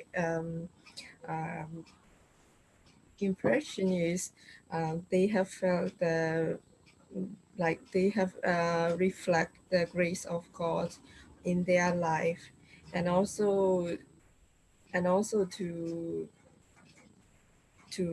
like to really rethink about the their the to think about their choice in life. And also as for me, even though I'm a Buddhist, I this morning when you asked about the questions of where what are the time you feel the love of God personally, so so most of the young people are really touched by it, and even though they didn't know it before, right now when they think about it, and they have really felt the grace of God in their life. Yes, thank you. Thank you very much, Zain. Thank you. We would like to hear from Floyd from Bangkok. Floyd, hi Jen, Bangkok. Floyd, that's the one. Floyd Phi. Um, my name is Chloe from Thailand. Today activity is very good for my soul, and and I'm a member of the Focolare since I was young because my mom and my dad took me to come to join Focolare since I was young. But when I was young, I don't pay attention much about the Kiara story. I just know only some part, but somehow I never knew before, such as that she was operated in the hospital when she get the disease, some part I really don't know before, and I don't. And for about 6 years, I did not come to join Focolare, and today activity is make me understand deeply about Kiara's story, about her vocation in choosing God. Thank you. Thank you very much.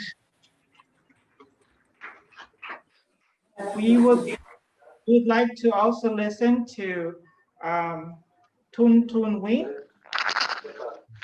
Tun Tun Win from Myanmar.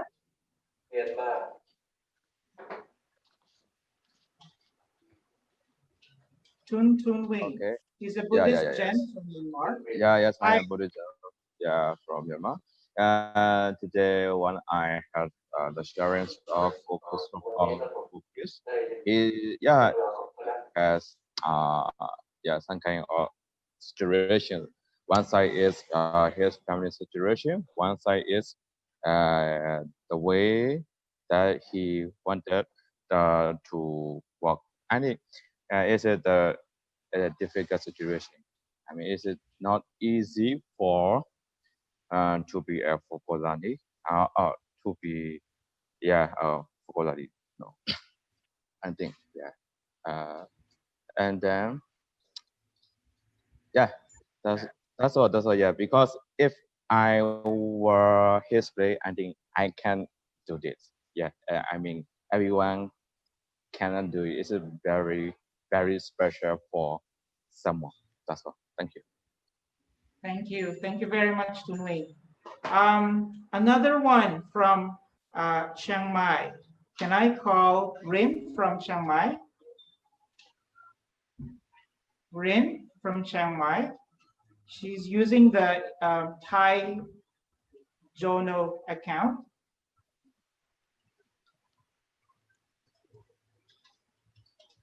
Is she there, Rin?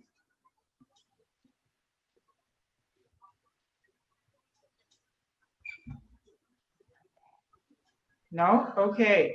Rin? Hi, Rin.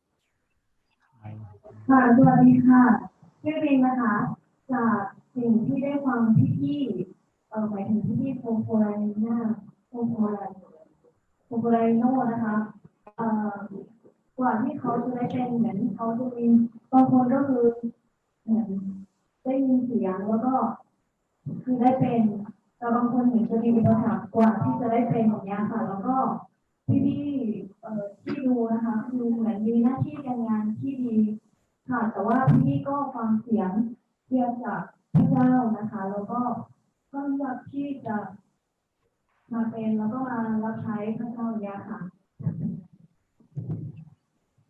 Now we listen to the translation. From experience that I had this morning for all the Focolare, because most of them they have good salary, but later on they feel and then they let everything for us.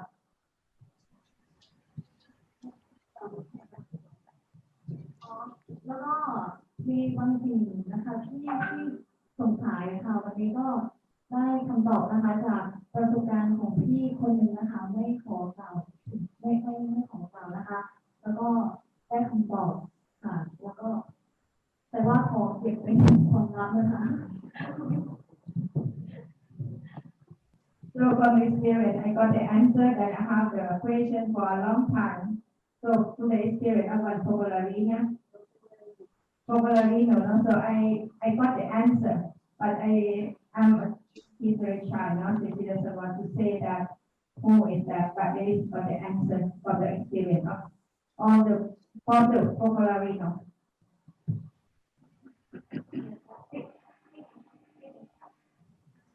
Okay, thank you very much, Rin. Now, can I call on Stephen Tangerang from Indonesia? Stephen, where are you, Stephen? Stephen from Indonesia. Yeah, hello. Hi, Stephen. Now you can speak, Stephen. Oke, pengalaman saya mengenai Focolare itu sangat menarik. Ketika saya memutuskan untuk melepas jubah saya sebagai seorang frater untuk sementara, kemudian saya mendapatkan informasi Focolare ini dari Romo Tunjung, Romo pembimbing rohani saya. Nah, sehingga ketika saya mendengar kata-kata dari Kiara Lubik, hati saya sangat tersentuh. Nah, membuat diri saya hari demi hari semakin bangkit. Yang awalnya saya terpuruk karena sebelum saya menjadi frater, saya pernah bersekolah di sekolah pelayaran dan di situ saya mengalami pemukulan dari senior saya. Nah, setelah saya mengenal Kiara Lubik dan juga sekarang mengikuti kegiatan Focolare, kehidupan saya hari semakin yakin kalau hidup saya itu sesungguhnya untuk Tuhan. Sehingga sekarang saya siap untuk berbakti kepada Tuhan secara sepenuhnya. Terima kasih. Terima kasih, Stephen. Now someone will have to translate what Stephen said. Thank you, Stephen. He's saying that he was in seminarian before, and he decided to leave for a while. Then seeing the story of, he knows this meeting from a priest, Tunjung, who was his mentor in the seminaries. And then he got to know this meeting, and then he's very happy to get to know the ideal of Kiara, the spirituality of Kiara, and then it can help him to pass through his difficulties. So now he's happy to have to know this idea. Thank you. Thank you, Getsi. Now, someone from Myanmar, Tagaytay, someone from India. She's Indian, but she's in the Philippines in Tagaytay now. She has a very beautiful impression. Agnes, can you share briefly? Agnes? Okay. First of all, I'm so happy to see all of you sharing each one of experience. But today, since from the morning, I feel so happy, because I have already shared in the group also. For me, it's like opening the door. Jesus has really opened the door for us, no? Because in our life, it's not easy to follow God because we wanted to do our own way, our rules. But listening everything and all, it is really opened that God has already opened the door for us. The choice is you and us that we have to listen and follow. So in this very particular moment, I feel so happy that I should not look back. I have to only focus on to look forward. Look forward means to follow Jesus, no? Because he has special gifts for all of us. His love that we have to reciprocate his love, no? So for me, it's very special, I can say. And in certain moments, when I see the videos of Kiara, I feel I'm with her in heaven. So thank you so much for this beautiful moment, all of you together. And I feel so much with all of you who are preparing for the programs and everything. Thank you. Jesus has really opened the door for us. So let's go ahead. Thank you. Maybe because we are running out of time, unfortunately, we cannot listen to all your impressions. And we are also sorry that we cannot read all your questions. So we will have other opportunities for that. But before we end, we would like to listen to the last two impressions one is from Anna of Myanmar. Anna, can you share us briefly your impression? During break time, I wrote down my impression. So now I want to share my impression. So I was very struck to the thought of drawing about Crystal Vivic. So I have the impression that he was talking to me directly. For me, a family does not mean getting married. I understood that that I have listened more to the voice of God. So in this day, I am very confused and I have a lot of worries. To be sincere, even I forgot to pray the rosary that I say normally every day. One Clara was in the hospital, and the doctor did not give them assurance if she will survive that. That they believe that Mama Mary was always with them. So now I'm really happy with this gathering. So thank you, everyone. Thank you, Anna. And then the last we would like to hear from Mary from Pakistan. She will be the last to share her impression. Mary, are you with us? Yes, Mary. Hi.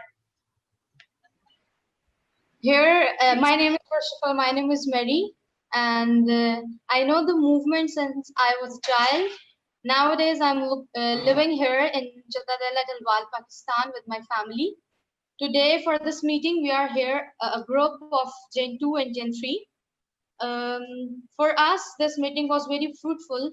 In this age, we felt that it's difficult to understand the vocation. Today's meeting inspired all of us a lot and made us understand more about how to say yes the will of God, and to if it is difficult so many times, but we can do it with small acts of love, by saying small yes in different things. And also from the sharing of many Focolarini and Focolarino, we understood that it is not important that to worry about what vocation should be for me, or what vocation should I go.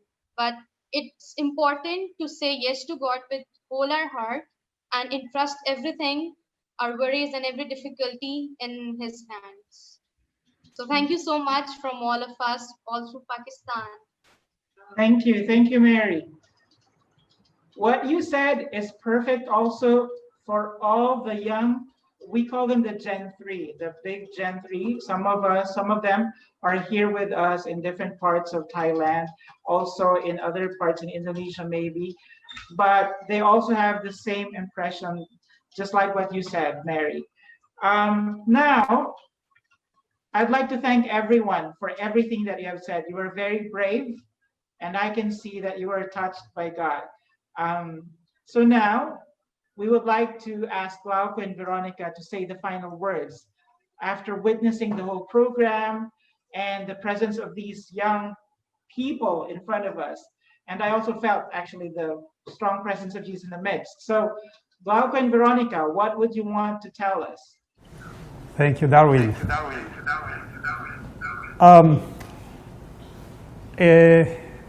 It came to my mind the words of the first reading of today.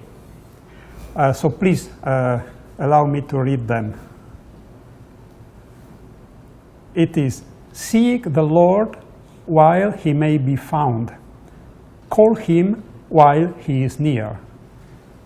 I think it's very meaningful, and I hope that today God is near us. Maybe he called us, maybe he spoke to us, and so let's take the chance to answer him, to be with him, to listen to his love, to feel his love, and also to say him, yes, here I am. I have this in my heart. And I want to say, together with all of you, with all of us, a great thank you to every one of you for this beautiful day together, but for this meaningful day together. And my wish for you is very simple, that you will find, that every one of you will find the beautiful way God has chosen for you. Because walking on that way, you will feel freedom, you will be truly happy, and you will feel really a fulfilled life. So choose God. Put him in the first place of your life. And with him, you will walk together. He will be your light. He will be your guidance. Through whatever way you will walk, wherever God calls you, doesn't matter. But with him, together with him, you will find your true happiness and your true realization. So, ahead together, and thank you again. Thank you. Thank you again, Veronica and Glauco. Choose wisely, choose God. Okay, thanks to everyone, especially the Focolarinos and the Focolarinas who have helped us in putting together this program. It has been a wonderful day. Veronica said it has been a meaningful day spent together as one family widely spread in Southeast Asia, also in India, Pakistan, Philippines, and Australia, also in Italy. You have all been attentive, responsive, and participative. Thank you all for the love and unity. I really hope that this day has given you enough to ponder, move on in your life journey. Kiara has always reminded us young people, we have only one life to live, so we have to spend it well. I say, choose wisely, choose God. She also told us that do not be content with crumbs, but aim high. So I challenge all of you to do the same. Aim high and spend your life to the fullest. Maybe a last reminder for those who would like to get to know more the fourth way, the life of the Focolare, please contact us. Do not hesitate to call or contact the Focolarinos and Focolarinas. And in November, there will be another meeting, an online meeting like this. So thank you all and hope to see you next time. Goodbye for now. Bye. Thank you. Thank you so much. Can we take a picture, group photo? Can we set our computers Can on we have gallery a group mode? photo? Everyone opens his video and we take a group photo. Joy, please select gallery mode. Gallery mode. Gallery view. This one. This one is not. This one. Red color. Yes, Okay. This is the one. Thank you so much. That's my love. Bye bye. Bye bye. Bye bye. Bye bye. Bye bye. Thank you. Thank you. Thank you. Have a nice day.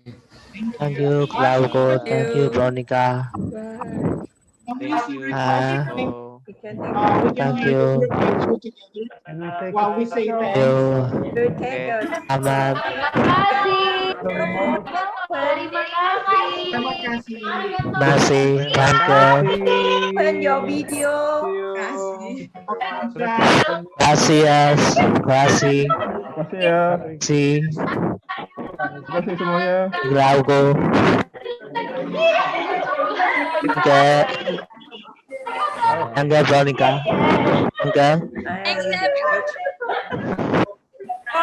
Gracias, Claudio.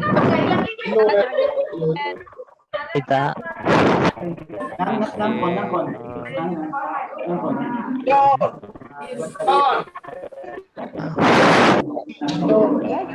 Selamat try. Go to the back.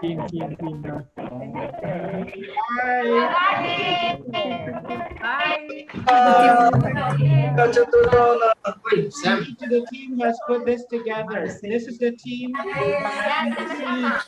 Thank you. Thanks to the team. Perfect. Thank you. Thank you, Poppy. That's the team.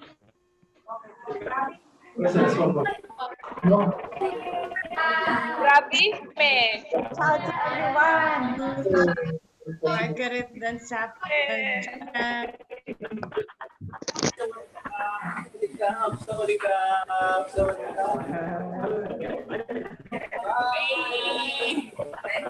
Oh, Agnes. Bye-bye. Bye-bye. Thank you, proud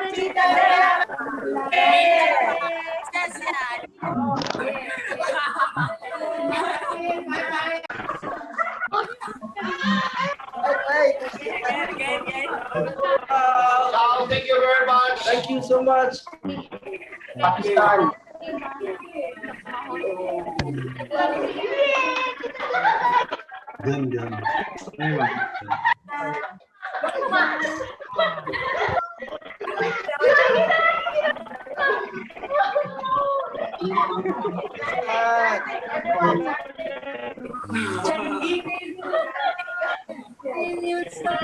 Kau yang punya adik lain.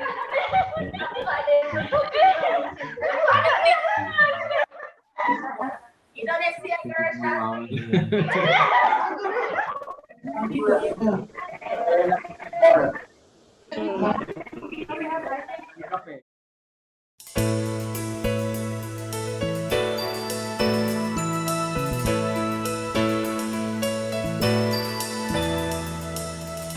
wish you hear the song I sing. I wish you join me as I sing. The song of peace, the song of love, the song which everyone would like to sing. I wish we're all along the road to make the whole wide world a place of peace, a place of love, a place where everyone can live as one. And so let's join our hands and sing aloud. Let's show the world, let's show them how, that the only way to make the world as one is to follow the way of love. I wish that all the wars would end, so a time would reign in our land, a time of peace, a time of love, a time of unity for all of us. I wish that all of us would learn to take the journey hand in hand.